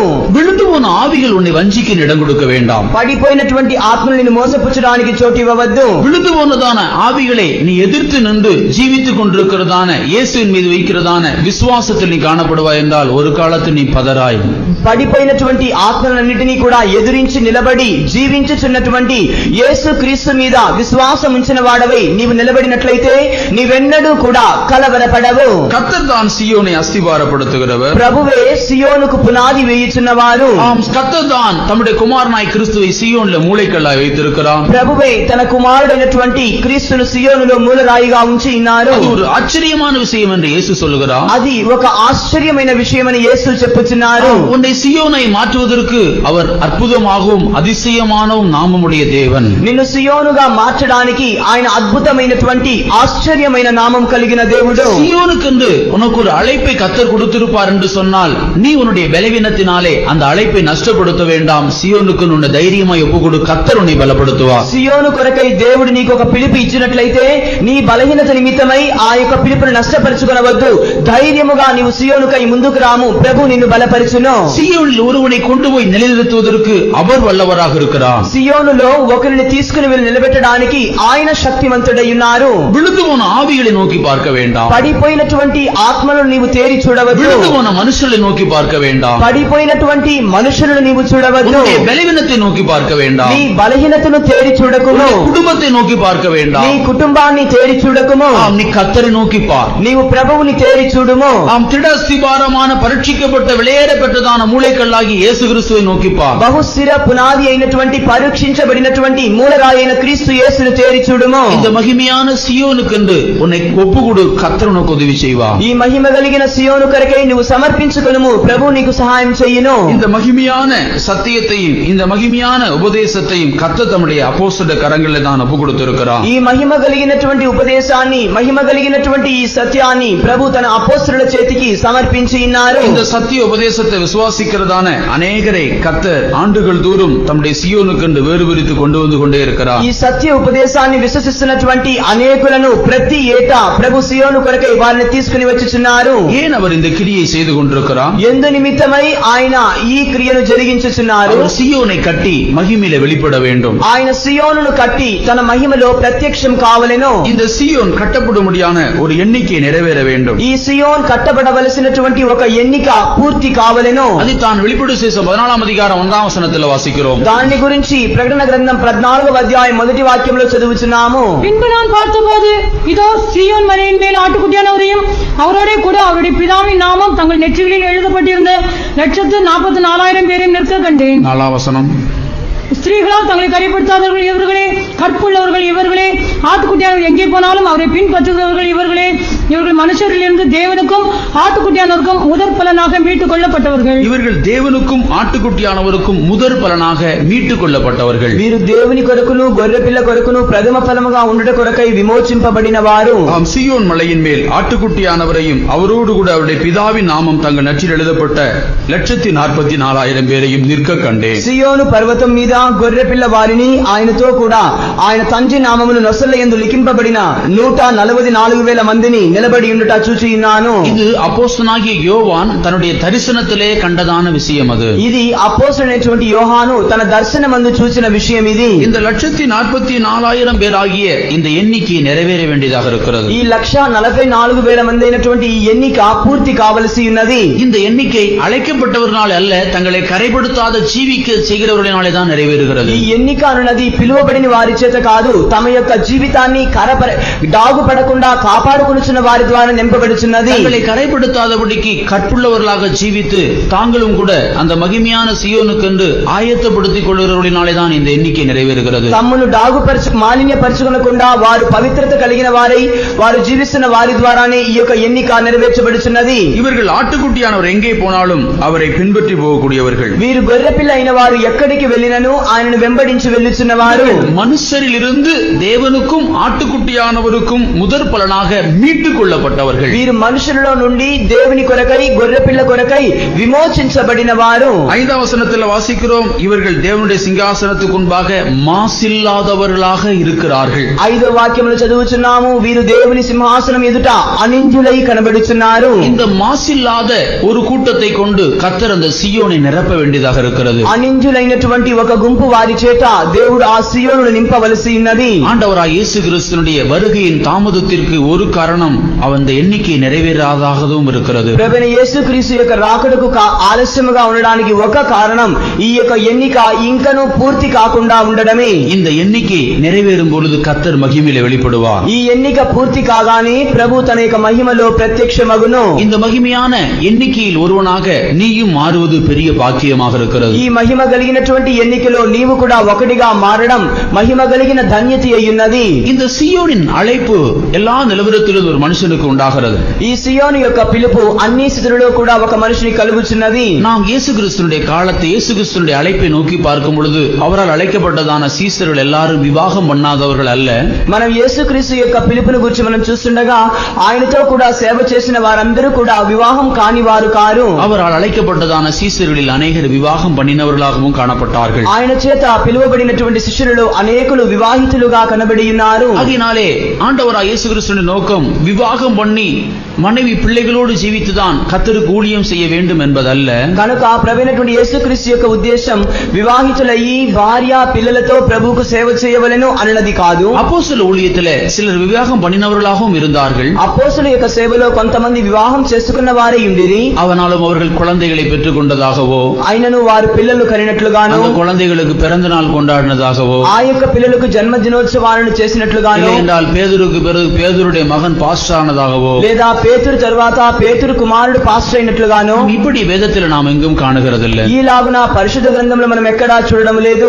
அப்போஸ்தலன் சொல்லுகிறான், అపోస్తలులు చెప్పుచున్నారు, பேதுரு மற்ற அப்போஸ்தலர்களும் செய்கிறது போல மனைவியாகி ஒரு ஸ்திரியை அழைத்துக் கொண்டு போக எங்களுக்கு உரிமை இல்லையா என்று கேட்கிறான். పేతురును తక్కిన అపోస్తలులు மனைவியாகி ஒரு சகோதரி அழைத்துக் கொண்டு போவதற்கு పేతురును తక్కిన అపోస్తలులు చేయించున్నట్లుగా భార్య అయినటువంటి ఒక సహోదరుని వెంట పెట్టుకుని వెళ్ళడానికి మాకు అధికారం లేదా అని అడుగుచున్నారు. பேதுரு சொல்லுகிறார், நாங்கள் எல்லாவற்றையும் விட்டுவிட்டு உம்மை பின்பற்றினோமே, எங்களுக்கு என்ன கிடைக்கும் என்று கேட்கிறார். పేతురు అడుగుచున్నారు, మేము సమస్తాన్ని విడిచిపెట్టి మేము వెంబడిస్తున్నామే, మాకేమి దొరుకును? குடும்ப ஜீவியத்தை செய்து கொண்டிருக்கிறவன் கர்த்தருடைய ஊழியத்தை செய்ய முடியாது. కుటుంబ జీవితం చేయించున్నవాడు ప్రభు యొక్క సేవను చేయనేరడు. என்னுடைய ஜீவித்தான விஷயத்துல கர்த்தர் இதை என் பயிற்சியின் மூலமாக என்னை நடத்திதான் இந்த இடத்திலே கொண்டு வந்தார். నా యొక్క జీవితంలో దేవుడు నన్ను అభ్యాస పూర్వకముగా నడిపించి నన్ను ఇక్కడికి తీసుకుని వచ్చి ఉన్నారు. எனக்கு இந்த சுவிசேஷம் அறிவிக்கப்பட்டதும் இந்த சத்தியங்கள் உபதேசங்கள் எல்லாம் கேட்டதும் எல்லாம் நம்முடைய சபையை சார்ந்தான விசுவாசி தான் சொன்னார். இந்த உபதேசத்தை தான் நான் கேள்விப்பட்டேன். నాకు ఈ యొక్క సువార్తన గురించి ఈ యొక్క ఉపదేశ సత్యముల గురించి చెప్పినంతా మన యొక్క విశ్వాసియే. నేను ఆయన ద్వారానే ఈ యొక్క ఉపదేశ సత్యములన్నీ విని ఉన్నాను. ஆனாலும் இந்த உபதேசம் ஒரு கஷ்டமான உபதேசம் என்பதற்காகத்தான் நான் வேறொரு சபைக்கு போனேன். అయితే ఈ ఉపదేశం కష్టమైన ఉపదేశం అని అనుకుని నేను వేరొక సంఘానికి వెళ్లి తిని, ஆனாலும் கர்த்தர் அந்த இடத்துல என்னை கொண்டு போவதற்கு ஒரு நோக்கம் இருந்தது. అయితే ప్రభు నన్ను ఆ స్థలమునకు తీసుకుని వెళ్ళడానికి ఒక ఉద్దేశం ఉండెను. அந்த இடத்திலே அவர்கள் தங்களுடைய மனைவிகளோடும் பிள்ளை பிள்ளைகளோடும் குடும்பத்தோடும் கூட ஆண்டவருக்கு ஊழியம் செய்வதில் எந்த அளவுக்கு அவர்கள் கஷ்டப்படுறார் என்பதை கண்கூடாக காணும்படி கர்த்தர் காண்பித்தார். ఆ యొక్క స్థలమందు తమ యొక్క భార్య పిల్లలతో ప్రభువును సేవించడం ఎంతగా కష్టపడుచున్నారో ప్రభు నాకు ప్రత్యక్షముగా చూపించెను. அப்பொழுதுதான் எல்லாவற்றையும் விட்டு வெறுத்து வராவிட்டால் அவனுக்கு சீசனாக இருக்க முடியாது என்று சொன்னதான ஆண்டவரின் சத்தியம் அங்குதான் எனக்கு நிரூபிக்கப்பட்டது. అప్పుడే సమస్తాన్ని ద్వేషించి విడిచిపెట్టి నన్ను వెంబడించిన వాడు నాకు శిష్యుడై ఉండనేరడు అని చెప్పినటువంటి దేవుని యొక్క సత్యం నాకు అక్కడే బయలుపడెను. அதற்கு முன்பாக கல்யாணம் முடித்த பாஸ்டராக வேண்டும் என்றுதான் நான் யோசித்துக் கொண்டிருந்தேன். దానికి ముందుగా వివాహం చేసుకుని పాస్టర్ అవ్వాలని నేను కూడా తలంచి తిని, ஆனாலும் கர்த்தருக்கு அவன் ஊழியம் செய்ய முடியாது என்பதை கர்த்தர் எனக்கு விளங்க பண்ணி கொடுத்துதான் அங்கிருந்து என்னை கொண்டு வந்தார். అయితే అట్టివాడు ప్రభువుని సేవించలేడని ప్రభువు నాకు అవగాహన చేసిన తరువాతనే నన్ను అక్కడి నుంచి తీసుకుని వచ్చి ఉన్నారు. விவாகம் பண்ணினவன் தன் மனைவிக்கும் தன்னுடைய பிள்ளைகளையும் பிரியப்படுத்தும்படியாக அவன் கிறிஸ்துவை எவ்வளவு தூரத்தில் கொண்டு வந்து வைக்கிறான் என்பதை அறிந்து கொள்ளும்படி கர்த்தர் எனக்கு காண்பித்தார். వివాహమైన వాడు తన భార్యను తన యొక్క పిల్లలను సంతోషపరచడానికి క్రీస్తును ఎంత దూరముగా తీసుకుని నిలబెట్టుచున్నాడో ప్రభు నాకు చూపించెను. விவாகம் பண்ணாதவன் தான் கர்த்தருக்கு எப்படி பிரியமாயிருக்கலாம் என்று கர்த்தருக்குரிய காரியங்களை குறித்து யோசிக்க முடியும் என்பதை கர்த்தர் எனக்கு வெளிப்படுத்தபடினாலே தான் இந்த இடத்திலே என்னால் வர முடிந்தது. వివాహం లేనివాడు ప్రభువుని ఏ విధముగా సంతోషపరచవచ్చును, ప్రభువుని ఏ విధముగా ఇష్టపరచవచ్చును అని ప్రభువు కూర్చున్నటువంటి కార్యములు యోచించనని నాకు బయలుపరిచినందువలన నేను ఈ స్థలమునకు రాగలిగితిని. தேவனுடைய அழைப்பு ஒரு மனுஷனுக்கு எந்த நிலவரத்தில் வரலாம். దేవుని యొక్క పిలుపు ఒక మనుషునికి ఏ స్థితిలోనైనా రావచ్చును. சீயோனை வாஞ்சிக்கிறவனுக்கு சீயோனின் அழைப்பை கர்த்தர் கட்டளை வல்லவராக இருக்கிறார். సియోనును వాంఛించు వానికి సియోను యొక్క పిలుపును ఆజ్ఞాపించడానికి దేవుడు శక్తిమంతుడై ఉన్నారు. சபையின் ஸ்தாபகராகிய பாஸ்டர் பால் அவர்கள், మన యొక్క సంఘం యొక్క స్థాపకుడైన పాస్టర్ పాల్ గారు 5 பிள்ளைகளை உடையதான ஒரு குடும்பஸ்தனாகத்தான் காணப்பட்டார். 5 పిల్లలు కలిగినటువంటి ఒక కుటుంబీకుడుగానే కనబడెను. அவருக்கு 5 பிள்ளைகள் காணப்பட்டார்கள். ఆయనకు 5 పిల్లలు కనబడి ఉన్నారు. அந்த நிறுவனத்திலே தான் இந்த பிரதிஷ்டை குறித்து கர்த்தர் அவருக்கு வெளிப்படுத்தினார். ఆ స్థితిలోనే ఈ ప్రతిష్ఠ గురించి దేవుడు ఆయనకు బయలుపరిచెను. விவாகம் இல்லாதவன் ஒரு வாலி வயதில் இருக்கிறதான ஒருவனுக்கு இந்த அழைப்பு கிடைத்து இந்த பிரதிஷ்டை வெளிப்பட்டிருக்கும் என்றால் அது சத்தியம் என்று அவ்வளவாக நிரூபிக்கப்பட்டிருக்க முடியாது. ఒక వివాహం అయినటువంటి ఒక మనుషునికి దేవుని యొక్క వాక్కు ప్రత్యక్షమై ఇటువంటి సేవ ప్రతిష్ఠ బయలుపరిచినట్లయితే అది సత్యమేనని అంత దృఢముగా నిరూపించబడి ఉండనేరదు. விவாகம் பண்ணி 5 பிள்ளைகளுக்கு தகப்பனாகி இருக்கிறதான அவருக்கு தான் கர்த்தர் சொன்னார் இந்த விசுவாசத்தை இந்த பிரதிஷ்டையை வெளிப்படுத்தி கொடுத்தார். వివాహమై 5 పిల్లలు కనినటువంటి ఆయనతోనే ప్రభు మాట్లాడి ఈ యొక్క సేవను ఈ ప్రతిష్టను బయలుపరిచెను. அதன் பிறகு அவர்கள் இந்த பிரதிஷ்டைக்குட்பட்டு இந்த ஊழியத்தை செய்தார்கள். అటు తరువాత ఈ ప్రతిష్టకు లోనైన వారై వారి ఈ సేవను చేసిరి. பின் நாட்களிலே அவருடைய 5 பிள்ளைகளும் ஊழியத்துக்கு வந்தார்கள். తరువాత కాలంలో ఆయన యొక్క 5 పిల్లలు సేవకు వచ్చిరి. அந்த குடும்பத்திலிருந்து தான் இந்த ஊழியம் ஸ்தாபிக்கப்பட்டது. ఆ కుటుంబము ద్వారానే ఈ సేవ స్థాపించబడెను. அதனாலே கர்த்தர் உன்னை எந்த நிலவரத்திலும் இந்த இடத்திலே அழைக்கலாம். இந்த அழைப்புக்கு ஏற்றதான சத்தத்தை கேட்கும்படி நீ ஜாக்கிரதை உள்ளவனாக இருக்க வேண்டும். కనుక ఏ స్థితి యందైనను ప్రభు నిన్ను పిలువవచ్చును. ఈ పిలుపుకు తగినటువంటి స్వరాన్ని వినడానికి నీవు జాగ్రత్త కలిగి ఉండాలి. இந்த அழைப்பு ஒரு விசேஷமான அழைப்பாக இருக்கிறது. ఈ పిలుపు ఒక విశేషమైన పిలుపై ఉన్నది. அப்போஸ்தலர்கள் இந்த அழைப்புக்கு ஏற்றதான ஒரு ஜீவியம் செய்யும்படி தங்களை ஒப்புக் கொடுத்தார்கள். అపోస్తలులు ఈ పిలుపుకు తగినటువంటి ఒక జీవితం చేయడానికి తమ్మును సమర్పించుకొనిరి. நாங்கள் தரித்திரரை விசுவாசத்தினாலே ஐஸ்வர்யவான்கள் ஆக்கிறவர்கள் என்று சொன்னார்கள். మేము దరిద్రులను విశ్వాసము చేత ఐశ్వర్యవంతులముగా చేయువారమని చెప్పుచున్నారు. யாக்கோபு 2 அதிகாரம் 5 வசனத்தில் வாசிக்கிறோம். యాకోబు రాసిన పత్రిక 2వ అధ్యాయం 5వ వాక్యంలో చదువుచున్నాము. என் பிரியமான சகோதரரே கேளுங்கள், தேவன் இவ்வுலகத்தின் தரித்திரரை விசுவாசத்தில் ஐஸ்வர்யவான்களாகவும் தம்மிடத்தில் அன்பு கூறுவர்களுக்கு தாம் வாக்குத்தத்தம் பண்ணின ராஜ்யத்தை சுதந்திரிக்கிறவர்களாகவும் தெரிந்து கொள்ளவில்லையா? தேவன் இவ்வுலகத்திலே தரித்திரரை விசுவாசத்தினாலே ஐஸ்வர்யவான்களாக தெரிந்து கொள்கிறார். దేవుడు ఈ లోక విషయంలో దరిద్రులైన వారిని విశ్వాసమందు భాగ్యవంతులుగా ఏర్పరచుకొనుచున్నారు. இந்த ஊழியம் தரித்திரரை விசுவாசத்தினாலே ஐஸ்வர்யவான்களாக மாற்றுகிறதான ஊழியம். ఈ సేవ దరిద్రులను విశ్వాసము చేత ఐశ్వర్యవంతులుగా మార్చుచున్న సేవ ఉన్నది. அப்போஸ்தலனாகிய பவுல் சொல்கிறார், நான் மாம்சத்தின்படி யாரையும் அறியேன். అపోస్తలుడైన పౌలు చెప్పుచున్నాడు, నేను శరీర ప్రకారముగా ఎవరిని కూడా ఎరుగను. 2 కొరింథీయుల 5 அதிகாரம் 4 வசனத்தில் சொல்கிறான். కొరింథీయులకు రాసిన 2వ పత్రిక 5వ అధ్యాయం 4వ వాక్యంలో చెప్పుచున్నారు, இந்த கூடாரத்திற்கு நாம் பாரம் சுமந்து தவிக்கிறோம். இந்த போர்வை கழிந்து போட வேண்டும் என்று விரும்பாமல் மரணமானது ஜீவனாலே விழுங்கப்படுவதற்காகவே. அது இல்ல 16ஆம் வசனம். ஆ. ஆகையால் இது முதற் கொண்டு நாங்கள் ஒருவனையும் மாம்சத்தின்படி அறியோம். நாங்கள் கிறிஸ்துவையும் மாம்சத்தின்படி அறிந்திருந்தாலும் இனி ஒருபோதும் அவரை மாம்சத்தின்படி அறியோம். 5ஆம் அதிகாரம் 16ஆம் வசனம். 5వ అధ్యాయం 16వ இது వాక్యం. முதற்கொண்டு நாங்கள் ஒருவனையும் மாம்சத்தின்படி அறியோம். ఇక మీదట మేము ఎవరిని కూడా శరీర ప్రకారముగా ఎరుగము. கிறிஸ்துவை நாங்கள் மாம்சத்தின்படி அறிந்திருந்தாலும் இனி ஒருபோதும் அவரை மாம்சத்தின்படி அறியோம். క్రీస్తుని మేము శరీర ప్రకారముగా ఎరిగి ఉన్నను ఇక ఎన్నడూ మేము ఆయనను అలాగున ఎరుగము. அப்போஸ்தலர்கள் எவ்வளவு வைராக்கியத்தோடு இந்த ஊழியத்தை செய்தார்கள். అపోస్తలుడు ఎంత ఆసక్తితో ఈ సేవను వారు చేసి ఉన్నారు. இது முதற்கொண்டு நாங்கள் மாம்சத்தின்படி யாரையும் அறியோம். ఇది మొదలుకొని శరీర ప్రకారముగా మేము ఎవరిని కూడా ఎరుగము. மாம்சத்தின்படி எங்களுக்கு யாரும் தெரியாது. శరీర ప్రకారముగా మాకెవరు కూడా తెలియదు. எல்லாவற்றையும் நாங்கள் பிரதிஷ்டை செய்து விட்டோம். అన్నిటిని మేము ప్రతిష్ఠ చేసి ఉన్నాము. இனி மாம்சத்தின்படி நாங்கள் ஒருவரையும் அறிய முடியாது. ఇక శరీర ప్రకారముగా మేము ఎవరిని కూడా ఎరుగలేము. ஒருவரையும் அறியவில்லை என்பது மாத்திரமல்ல, ఎవరిని ఎరుగలేదని మాత్రము కాదు, நாங்கள் கிறிஸ்துவை மாம்சத்தின்படி அறிந்திருந்தாலும் మేము క్రీస్తును శరీర ప్రకారముగా ఎరిగి ఉన్నను இனி ஒருபோதும் அவரையும் கூட நாங்கள் மாம்சத்தின்படி அறியோம். ఇక ఎన్నడూ ఆయనను కూడా మేము శరీర ప్రకారముగా ఎరుగము. கிறிஸ்து மாம்சத்தில் இருந்தது நமக்காக, நம்முடைய பாவங்களுக்காக இருந்ததான சொற்ப நாட்களே.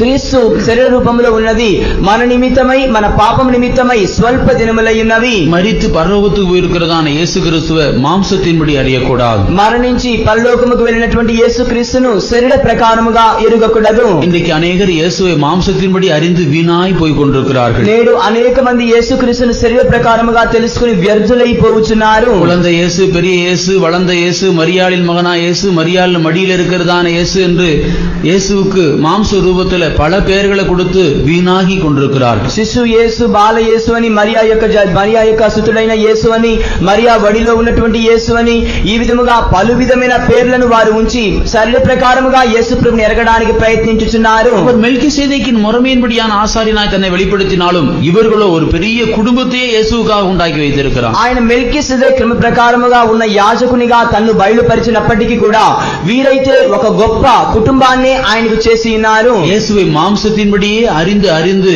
பரலோகத்துக்குள்ள போக முடியாத இடத்திலே அநேகர் காணப்படுகிறார்கள். యేసు ప్రభుని శరీర ప్రకారముగానే తెలుసుకొని పరలోక రాజ్యములోనికి ప్రవేశించకుండా అనేక మంది పోవుచున్నారు. பவுல் சொல்லுகிறார், அவரை நான் இனி ஒருபோதும் மாம்சத்தின்படி அறியே. పౌలు చెప్పుచున్నాడు, ఇక ఎన్నడూ నేను ఆయనను శరీర ప్రకారముగా ఎరుగను. மாம்சத்தில் இருந்தான கிறிஸ்து நமக்காக மரித்து அடக்கம் பண்ணப்பட்டு ஆவிக்குரிதான சரீரத்தை பெற்று பிதாவுடைய வலது பாரிசத்தில் போய் வீற்றிருக்கிறார். ఏలైనగా శరీర ప్రకారముగా ఉన్నటువంటి మాంసమందున్నటువంటి క్రీస్తు మన కొరకై శిలువ మీద కొట్టబడి భూస్థాపనం చేయబడి ఆత్మీయ శరీరముతో ఆయన పునరుత్థానుడై పరలోకములో మన కొరకై ఆసీనుడై ఉన్నారు. இன்றைக்கு இயேசு கிறிஸ்துவை மாம்சத்தின்படி அறிந்து அநேகர் விக்கிரக ஆராதனைக்காரராக மாறி போய் கொண்டிருக்கிறார். నేడు యేసు క్రీస్తును శరీర ప్రకారముగా ఎరిగి అనేక మంది విగ్రహారాధికులై మారుచున్నారు. இயேசு கிறிஸ்துவை கூட நாங்கள் மாம்சத்தின்படி அறியோம் என்கிற இடத்திலே தான் அப்போஸ்தலர்கள் ஜீவித்தார்கள். அதுதான் இந்த பிரதிஷ்டையின் ஊழியமாக యేసు இருக்கிறது. క్రీస్తును కూడా మేము శరీర ప్రకారముగా ఎరుగమని అపోస్తలులు జీవించిరి.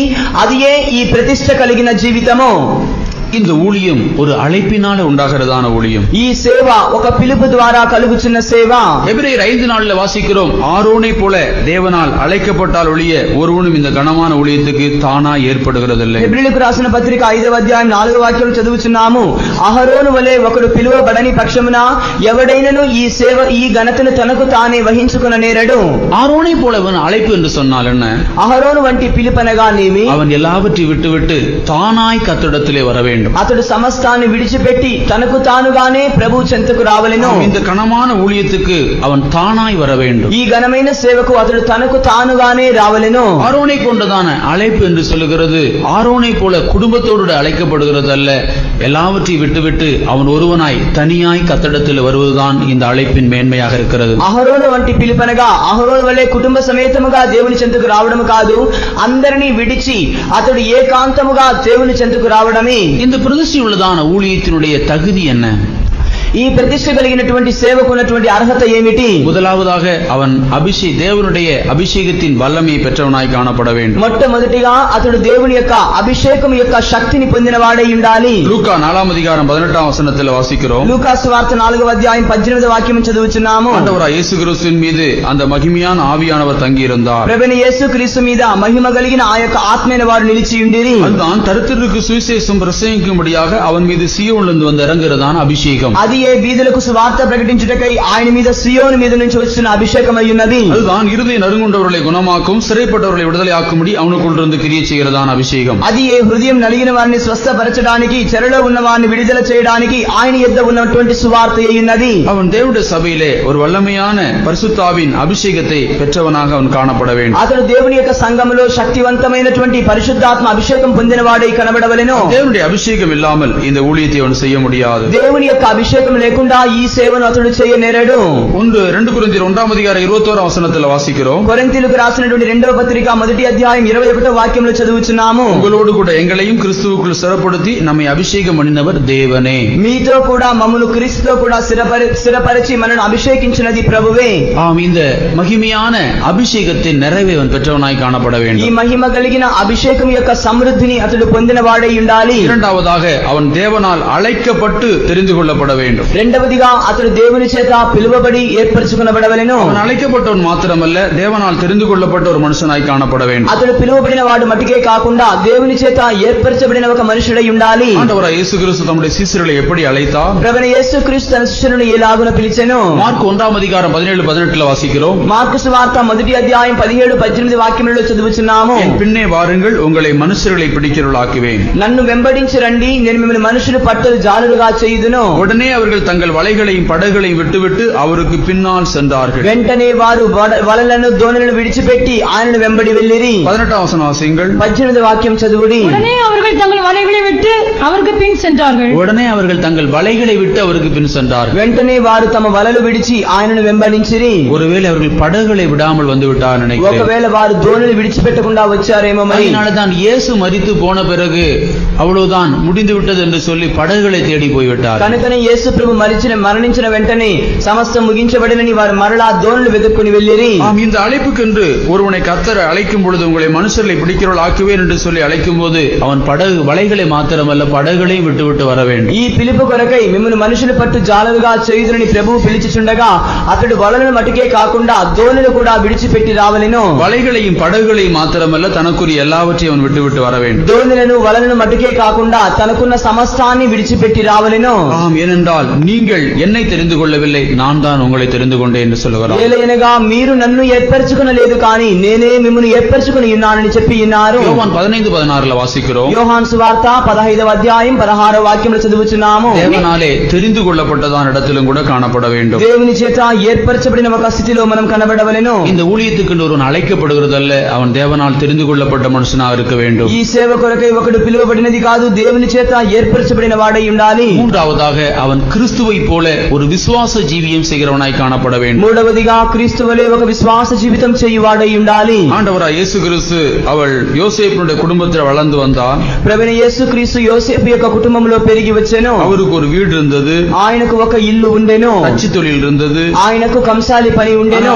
பிதா அவரை அழைத்துதான் அந்த வேளையிலே அவர் எல்லாவற்றையும் விட்டுவிட்டவராய் காணப்பட்டார். అయితే తండ్రి ఆయనను పిలిచినప్పుడు ఆయన సమస్తాన్ని విడిచిపెట్టిన వాడై కనబడి ఉన్నారు. தான் மத்தேயு 8:20 சொல்லுகிறார். కనుకని మత్తయి 8:20లో చెప్పుచున్నారు, நரிகளுக்கு குழிகளும் ஆகாயத்து பறவைகளுக்கு கூடுகளும் உண்டு, மனுஷகுமாரனுக்கு தலை சாய்க்க இடமில்லை. నక్కలకు బొరియలను ఆకాశ పక్షులకు గూళ్ళు కలవు కానీ మనుష్య కుమారునికి తలవాల్చుకున్నట్టుకైనను స్థలము లేదు. அதன் பிறகு அவர் ஒரு விசுவாச ஜீவியம் செய்கிறவராய் காணப்பட்டார். అటు తరువాత ఆయన ఒక విశ్వాస జీవితం చేయువారై కనబడెను. கொடுக்கிறதான காணிக்கை கொண்டுதான் அவரும் அந்த அவருடைய பின்பற்றின சீசர்களும் ஜீவித்தார்கள். జనులు వారికి ఇచ్చిన కానుకల చేతనే ఆయనను వెంబడించిన శిష్యులు కూడా జీవించిరి. அநேகர் இந்த உலகத்தில் வேலை செய்து கொண்டு கர்த்தருக்கு ஊழியத்தையும் செய்கிறார்கள், சபையை நடத்துகிறார்கள். అనేకులు ఈ లోకములో సేవ చేయుచు వారు పని చేయుచున్నారు, దేవునికి సేవ కూడా చేయుచున్నారు. நரிகளுக்கு குழிகளும் ஆகாயத்து பறவைகளுக்கு கூடுகளும் உண்டு, மனுஷகுமாரனுக்கோ தலை சாய்க்க கூட இடமில்லை. నక్కలకు బరియలను ఆకాశ పక్షులకు గూళ్ళున్నవి కానీ మనుష్య కుమారునికి తలవాల్చుకున్నట్టుకైనను స్థలము లేదు. கிறிஸ்துவை போன்றதான ஒரு விசுவாச ஜீவியம் செய்கிறதான இடத்துல காணப்பட வேண்டும். క్రీస్తు వలె ఒక విశ్వాసం జీవితం చేసే స్థితిలో మనం కనబడవలెను.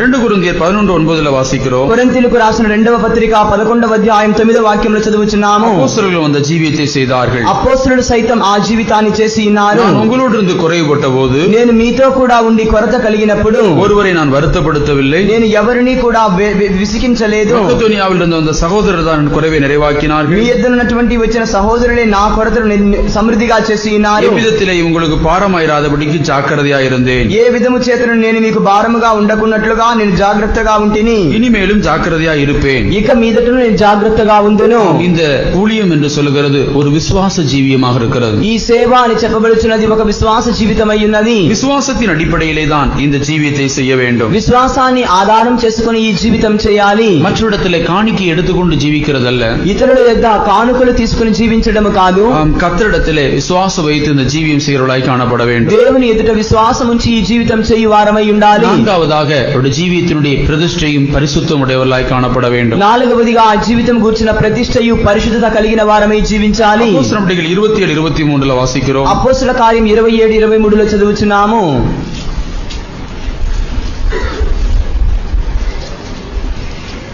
ஏனென்றால் என்னை ஆட்கொண்டவரும் நான் சேவிக்கிறவருமான தேவனுடைய தூதனானவர் இந்த ராத்திரியிலே என்னிடத்தில் வந்து நின்று என்னை ஆட்கொண்டவரும் என்னை சேவிக்கிறவருமாகிய தூதனானவர். నేను సేవించుచు నన్ను ఎవరైతే ఆవరించి ఉన్నారో ఆ దేవుని యొక్క దూత ஒரு சரியான பிரதிஷ்டையும் ஒரு பரிசுத்த ஜீவியத்தையும் செய்ய வேண்டும். ఒక సరైనటువంటి ప్రతిష్ట పరిశుద్ధ జీవితం చేయాలి. தன்னை ஆட்கொண்ட தேவனுக்கென்று அவர்கள் தங்களுக்குரிய எல்லாவற்றையும் கொடுக்கிறது மாத்திரமல்ல, తన్ను ఆవరించిన దేవుని నిమిత్తమై ఆయన కలిగిన సమస్తాన్ని విడిచిపెట్టడం మటుకే కాదు, தங்களையே அவருக்கென்று கொடுக்க வேண்டும். తమ్మును తామే ఆయన కొరకై బలిగా చెల్లించాలి. தங்களுக்குள்ளே தங்களுடைய நோக்கம் தங்களுடைய சித்தம் நிறைவேறுதல்ல, தேவ சித்தம் தேவ நோக்கம் நிறைவேறும்படி அவர்கள் தங்களை ஒப்புக் கொடுக்க வேண்டும். తమలో తమ ఉద్దేశం తమ చిత్తం నెరవేర్చబడడం కాదు కానీ దేవుని ఉద్దేశం దేవుని చిత్తం నెరవేర్చబడడానికి వారు చోటు ఇవ్వాలి. என்னை ஆட்கொண்டவரும் நான் சேவிக்கிறவருமாகிய தேவனுடைய தூதனானவர். నన్ను ఆవరించి ఉన్నవారు నేను సేవించుచున్న దూతి అయిన వారు. எஸ்ஐயா 52:11 வாசிக்கிறோம், அவர்கள் அசுத்தமானதை விட்டு புறப்பட வேண்டும். యెషయా 52:11 చదువుచున్నాం, వారు అపవిత్రమైన దానిని విడిచి బయలుదేరాలి, அசுத்தமானதை தொடாதிருக்க வேண்டும். అపవిత్రమైన దానిని ముట్టకుండా ఉండాలి. கர்த்தருடைய பாத்திரத்தை சுமக்கிறாகி அவர்கள் அது நடுவில் இருந்து புறப்பட்டு தங்களை சுத்திகரித்துக் கொள்ள வேண்டும். యెహోవా సేవోపకరణములను మోయువారులారు, వారు వాటి మధ్య నుంచి తొలగి వారు పవిత్రపరచుకొనవలెను.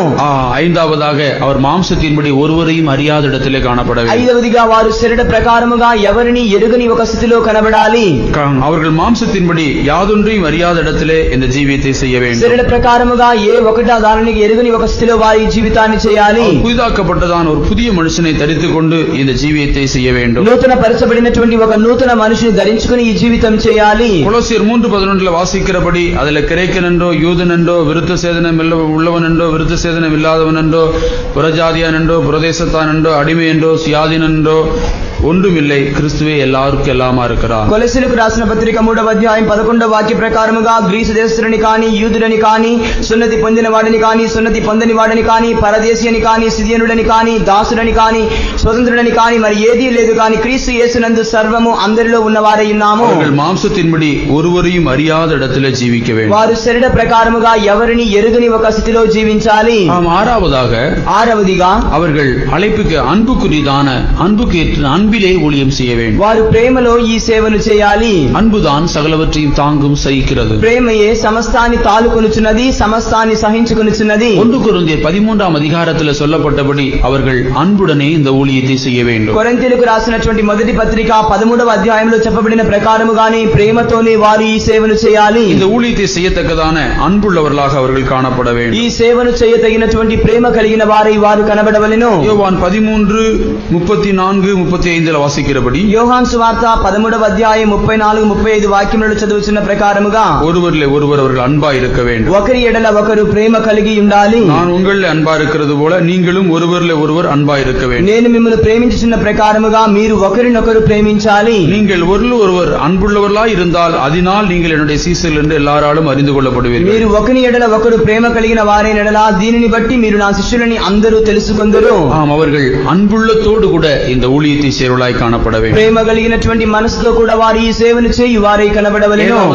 அவர்கள் தங்களை தாழ்மைப்படுத்திக் கொண்டு இந்த ஊழியத்தை செய்ய வேண்டும். ఏడవదిగా వారు తమను తాము తగ్గించుకుని వారు ఈ సేవను చేయాలి. எல்லா நிலவரத்திலும் தங்களை அவர்கள் தாழ்த்த வேண்டும். అన్ని స్థితులలో వారు తమను తాము తగ్గించుకునవలెను. ஆண்டவராகிய இயேசு கிறிஸ்துவினுடைய தாழ்மை தான் அவருடைய உயர்வுக்கு காரணமாக இருந்தது. ప్రభువైన యేసుక్రీస్తు యొక్క తగ్గింపే ఆయన యొక్క హెచ్చింపుకు కారణమాయెను. தான் அப்போஸ்தலன் சொல்லும்போது நான் வெகு மனத்தாழ்மையோடு என்று சொல்லுகிறார். కనుకనే అపోస్తలుడు చెప్పుచుండగా నేను బహు దీన మనస్సు కలిగిన వాడనై ఉన్నానని అని చెప్పుచున్నాడు. అపోస్తలుల 20:19 వాసిக்கிறோம். అపోస్తలుల కార్యం 20:19 చదువుచున్నాము. வெகு மனத்தாழ்மையோடும் నేను బహు దీన మనసు కలిగిన వాడనై மிகுந்த கண்ணீரோடும் అత్యధిక కన్నీళ్లు విడుచుచు எனக்கு நேரிட்ட சோதனைகளோடும் నాకు ఎదురైన శోధనలలోనూ கர்த்தரை சேவித்தேன். నేను ప్రభువుని సేవించి తిని இந்த கர்த்தரை சேவிக்கும்படி மிகுந்த மனத்தாழ்மை அவசியமா ఈ இருக்கிறது. ప్రభువుని సేవించుటకు అధికమైన వినయ భావం అవసరమై ఉన్నది. மிகுந்த மனத்தாழ்மை இல்லாவிட்டால் இந்த ஊழியத்தை ஒரு நாள் கூட செய்ய முடியாது. అధికమైన దీన మనస్సు వినయం లేకపోయినట్లయితే ఈ సేవను మనం ఎన్నడూ చేయలేము. தன்னை உயர்த்துகிறவனை தாழ்த்துகிறாள், தாழ்த்துகிறவனை உயர்த்துகிறாள். తన్ను తాను హెచ్చించుకొనిచున్న వారిని ఆయన తగ్గించును, తన్ను తాను తగ్గించుకొనిచున్న వారిని ఆయన హెచ్చించును. தங்களை தாழ்த்தி அவர்கள் பிள்ளைகளை சிறு பிள்ளைகளைப் போல ஆகாவிட்டால் இந்த ஊழியத்தை செய்ய முடியாது. తమ్మును తాము తగ్గించుకుని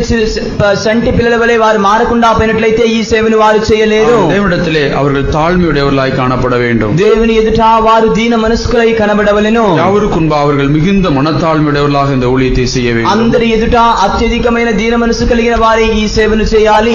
நீங்கள் தாழ்மையுள்ளவர்களுக்கு தான் அவர் கிருபை அளிக்கிறார். దీన మనసు కలిగిన వారికి ఆయన కృప అనుగ్రహించును.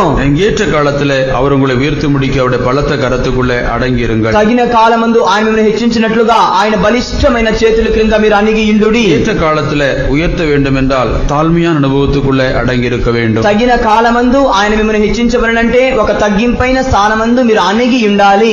தேவன் இந்த பிரதிஷ்டை உள்ளதான ஊழியர்களை நமக்கு தந்திருக்கிறார். దేవుడు ఈ ప్రతిష్ట కలిగిన సేవకులను మనకు ఇచ్చి ఉన్నారు. கர்த்தர் இந்த சத்தியத்தை அவர் நமக்கு தந்திருக்கிறார். ప్రభు ఈ యొక్క సత్యమును మనకు అనుగ్రహించి ఉన్నారు. சீயோனின் மேன்மையான அனுபவத்தை நமக்கு வெளிப்படுத்தி இருக்கிறார். సీయోను యొక్క శ్రేష్టమైన అనుభవాన్ని మనకు బయలుపరిచి ఉన్నారు. இந்த ஊழியத்தின் உன்னதமான அனுபவங்களை அறிந்து கொண்டு நாம் அதற்கேற்ற ஜீவியம் செய்ய ఈ வேண்டும். సేవ యొక్క ఉన్నతమైన అనుభవములను తెలుసుకుని దానికి తగిన రీతిలో మనం ఈ సేవను చేయుదము. நாம் ஊழியத்தினுடைய குறைவையோ ஊழியருடைய குறைவையோ நோக்கி பார்க்கிறதல்ல, கர்த்தர் வெளிப்படுத்தி கொடுத்ததான ஊழியத்தினுடைய மேன்மையை நாம் அறிந்து கொண்டு ஜீவிக்க வேண்டும். సేవను గూర్చినటువంటి ప్రకటన, సేవకులు గూర్చినటువంటి కార్యంలో దేవుడు మనం చూడడం కాదు, ఈ సేవను గూర్చి దేవుడు మనకు ప్రకటించిన ప్రకటన ద్వారా మనం ఈ సేవను చేయాలి. இந்த பிரதிஷ்டை உள்ளதான ஊழியத்துக்கென்று ஒரு மனுஷனை கர்த்தர் அழைப்பார் என்றால் அவன் எல்லா நிலவரத்திலும் பாக்கியவானாக இருக்கிறான். ఈ ప్రతిష్ట కలిగినటువంటి ఒక సేవను గూర్చి ప్రభు ఒకరిని పిలిచినట్లయితే అన్ని విధములలో అతడు ధన్యుడై ఉన్నాడు. வருகின்றதான ஆக்கினைக்கு தப்பித்துக் கொள்ளும்படியாக ஆண்டவரோடு ஜீவிக்கிறதான உன்னதமான இடத்துக்கு உங்களை ஒப்புக்கொடுங்கள். రాబోచున్నటువంటి శిక్షావిధికి తప్పించబడినట్లుగా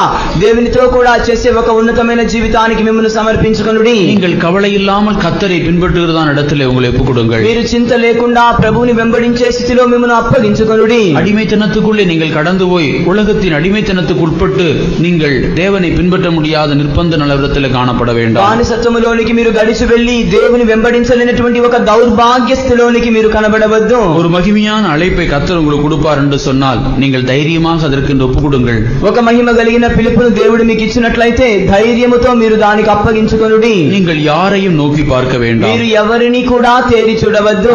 ஆண்டவராகிய தேவன் சீயோனிலே மூளைக்கல்லாய் வீற்றிருக்கிறார். ప్రభు అయినటువంటి దేవుడు సియోనులో మూలరాయి కూర్చుని ఉన్నారు. அப்போஸ்தல தீர்க்கதரிசிகளை அஸ்திபார கல்லாக வைத்திருக்கிறார். అపోస్తలులను ప్రవక్తలను ఆయన పునాది రాయిగా ఉంచి ఉన్నారు. விசுவாசிகளாகிய ஜீவனுள்ள கற்களை கர்த்தர் வைத்து இந்த மாளிகையை கட்டி கொண்டிருக்கிறார். విశ్వాసులైనటువంటి సజీవ గల రాళ్లను ఉంచి ఆయన ఈ భవనాన్ని కట్టి లేపుచున్నారు. இந்த தேவனுடைய பரிசுத்த வாசஸ்தலத்துல நீ எந்த இடத்துல இருக்க வாஞ்சிக்கிறாய்? ఈ దేవుని యొక్క పరిశుద్ధమైన నివాస స్థలములో ఏ స్థలమందు నీవు ఉండగోరుచున్నావు? ரெண்டு இடத்துல ஒரு இடத்துல நீ காணப்பட வேண்டும். రెండు స్థలములలో ఒక దానిలో నీవు కనబడవలెను. முதலாவது மூளைக்கு தலைக்கல்லாய் இருக்கிற இயேசு கிறிஸ்து. మొదటి స్థలం మూలకి తలరాయినటువంటి యేసు క్రీస్తు.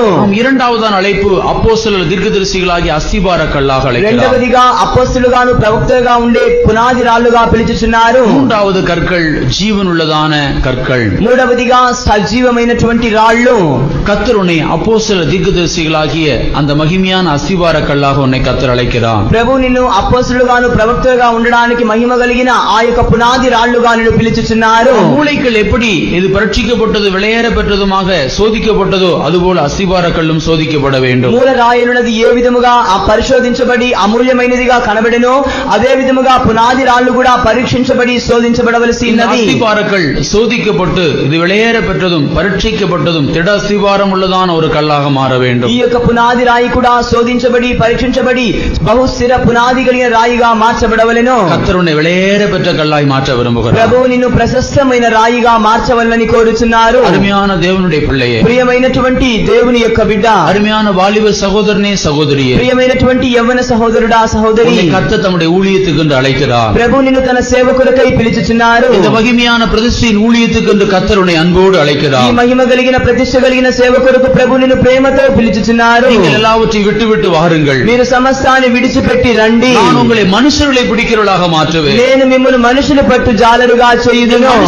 మనుషునికి అడిமைப்படுறதான இடத்துல போக வேண்டாம். ఒక మనుషునికి బానిసయ్యే స్థితిలోనికి వెళ్ళవద్దు. మనుషుని பிடிக்கிறதான இடத்துல கர்த்தர் உன்னை அழைக்கிறார். మనుషులను పట్టే స్థితిలోనికి ప్రభు నిన్ను పిలుచుచున్నారు. இந்த அழைப்பு எந்த நேரத்திலும் எந்த இடத்திலும் எந்த சூழ்நிலையிலும் உனக்கு வரலாம். ఈ పిలుపు ఏ సందర్భములైనా ఏ స్థితిలోనైనా ఎక్కడైనా నీకు రావచ్చును. இந்த அழைப்பு ஒரு நாள் ஆரோனுக்கு வந்தது. ఈ పిలుపు ఒక దినమందు అహరోనుకు వచ్చెను. ஆரோன் அந்த அழைப்பை அவன் எதிர்பார்க்கவில்லை. అహరోను ఆ పిలుపుని ఎదురు చూడలేదు. கர்த்தர் ஒரு நாள் ஆரோனை அழைத்து மோசேயோடு சேர்ந்து கொள்ளும்படி செய்தார். ప్రభు ఒక దినమందు అహరోనును పిలిచి మోషేతో కలుసుకున్నామని చెప్పాను. கர்த்தர் இன்றைக்கு உன்னை அழைத்து அப்போஸ்தலர்களோடு சேர்ந்து கொள்ளும்படியாக செய்ய விரும்புகிறார். ప్రభు నిన్ను పిలిచి అపోస్తలులతో కలుసుకున్నామని చెప్పుచున్నారు. ஆரோனை போல கர்த்தர் அழைக்கிறார். ఆ అహరోను వలె ప్రభు నిన్ను పిలిచిచున్నారు. தானாய் புறப்பட்டு வா.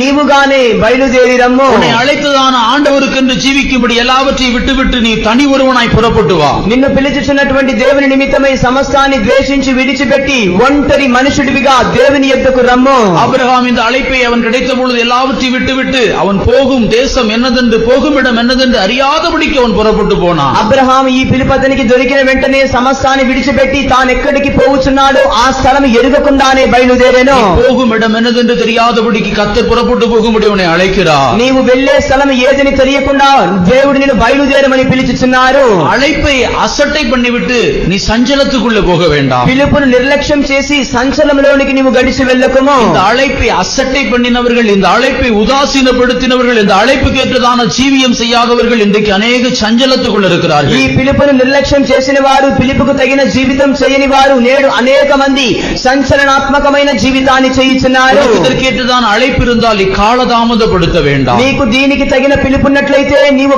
ఆలస్యం చేయకుము. அவனை இந்த மகிமையான இடத்துல சேர்த்துக் கொள்ளும்படியான நாட்கள் நெருங்கி வந்து கொண்டிருக்கிறது. ఈ మహిమ కలిగిన స్థలములోని నిన్ను చేర్చడానికి దినములు సమీపించి వచ్చుచున్నవి. విశ్వాసத்தை உறுதிப்படுத்திக்கொள். విశ్వాసమును దృఢపరచుకొనుము. நம்பிக்கையை உறுதிப்படுத்திக்கொள். నిరీక్షణను దృఢపరచుకొనుము. விசுவாசம் வைக்கிறவன் பதறா. ఆయన యందు విశ్వాసం ఉంచువాడు కలవరపడడు. அவர்மேல் விசுவாசம் வைத்து வந்தால் நீ ஒருபோது வெட்கப்பட்டு போக மாட்டாய். ఆయన యందు విశ్వాసం ఉంచి ముందుకు వచ్చినట్లయితే నీవెన్నడూ సిగ్గుపడవు. மூளைக்கு தலைக்கல்லாய் வீற்றிருக்கிறதான இயேசு உன்னுடைய ஜீவித்தை பொறுப்படுத்திக் கொள்ளும். మూలకు తలరాయిగా కూర్చుని ఉన్న యేసు తామే నీ జీవితాన్ని బాధ్యత వహించెను. அவருக்கு அஸ்திவார கற்கள் தேவையாக இருக்கிறது. ఆయనకు పునాది రాళ్లు అవసరమై ఉన్నవి. பிரதிஷ்டையுள்ளதான ஊழியர்கள் அவருக்கு தேவையாக இருக்கிறார்கள். ప్రతిష్ట కలిగిన సేవకులు ఆయనకు అవసరమై ఉన్నారు. நீ ஒப்பு கொடுத்து விடுவாய் என்றால் నిన్ను సమర్పించినట్లయితే அவர் உன்னை நடத்துவார். ఆయన నిన్ను నడిపించును. போஷிப்பார். ఆయన నిన్ను పోషించును. உன்னை பராமரிப்பார். ఆయన నిన్ను పరామర్శించును. அவனுக்கு கிருபை தருவார். ఆయన నీకు కృప అనుగ్రహించును. அவனுக்கு வல்லமையும் பலத்தையும் சீயோனின் அபிஷேகத்தையும் தருவார். ఆయన నీకు శక్తిని, ప్రభావాన్ని, సియోన్ అభిషేకాన్ని ఇచ్చెను. உபதேசத்தை தருவார். ఉపదేశమునిచ్చెను. சத்தியத்தை தருவார். సత్యమునిచ్చెను. ரகசியத்தை வெளிப்படுத்துவார். రహస్యములను బయలుపరచును. உன்னை ஒரு மகிமையான ஸ்தானமாய் கர்த்தர் மாற்றுவார். నిన్ను మహిమ కలిగిన స్థానముగా ప్రభువు మార్చును. கர்த்தருடைய சமூகத்தில் உன்னை தாழ்த்தி ஒப்புக்கொடு. ప్రభు సన్నిధిలో నిన్ను తగ్గించి సమర్పించుకొనుము. ஆண்டவர் இந்த மகிமையான இடத்திலே நம்மை தகுதிப்படுத்தி ஒப்புக்கொடுப்போம். ప్రభు ఆ మహిమ కలిగిన స్థలములో మనల్ని అర్హులుగా చేయడానికి సమర్పించుకుందాము. நமக்கு உதவி செய்வாராம். ప్రభు తామే మనకు సహాయం చేయనుగాక. அழைப்பின் சத்தம் கேட்க நாட்கள் அதிகமாவோ, அழைப்பின் சத்தம் கேட்க நாட்கள் அதிகமாவோ, நேசமதில் சாய்ந்திட வாஞ்சை பெருகிடவே, நேசமதில் சாய்ந்திட வாஞ்சை பெருகிடவே. ஆகா என்ன இன்பம், பரலோக இன்பம் இந்த ஈசோ அளித்தனரே. அளவிற்கடங்கா புத்திக்கும் எட்டிடா அன்பை கோரனவும் போதுமோ. அளவிற்கடங்கா புத்திக்கும் எட்டிடா அன்பை கோரனவும் போதுமோ. அழைப்பி கத்தாம் நாட்கள் அதிகமாவோ, அழைப்பி கத்தாம் நாட்கள் அதிகமாவோ, நேசமதில் சாய்ந்திட வாஞ்சை பெருகிடவே, நேசமதில் சாய்ந்திட வாஞ்சை பெருகிடவே, நேசமதில் சாய்ந்திட வாஞ்சை பெருகிடவே, நேசமதில் சாய்ந்திட வாஞ்சை திறந்திடுமே.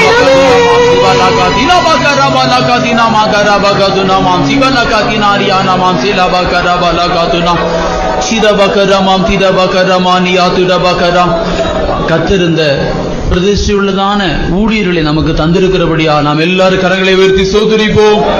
சோதராம் சோதராம் சோதராம் சோதராம் சோதராம் சோதராம் சோதராம். இந்த பிரதிஷ்டையுள்ளதான ஊழியத்தை கத்த நமக்கு தந்திருக்கிறபடியால் சோதரிப்போம். சோதராம் சோதராம் சோதராம் சோதராம் சோதராம். இந்த மகிமையான அப்போஸ்தலருடைய ஐக்கியத்தில் கத்த நமக்கு வைத்திருக்கிறபடினால நாம் அவரை நன்றியோடு சோதரிப்போம்.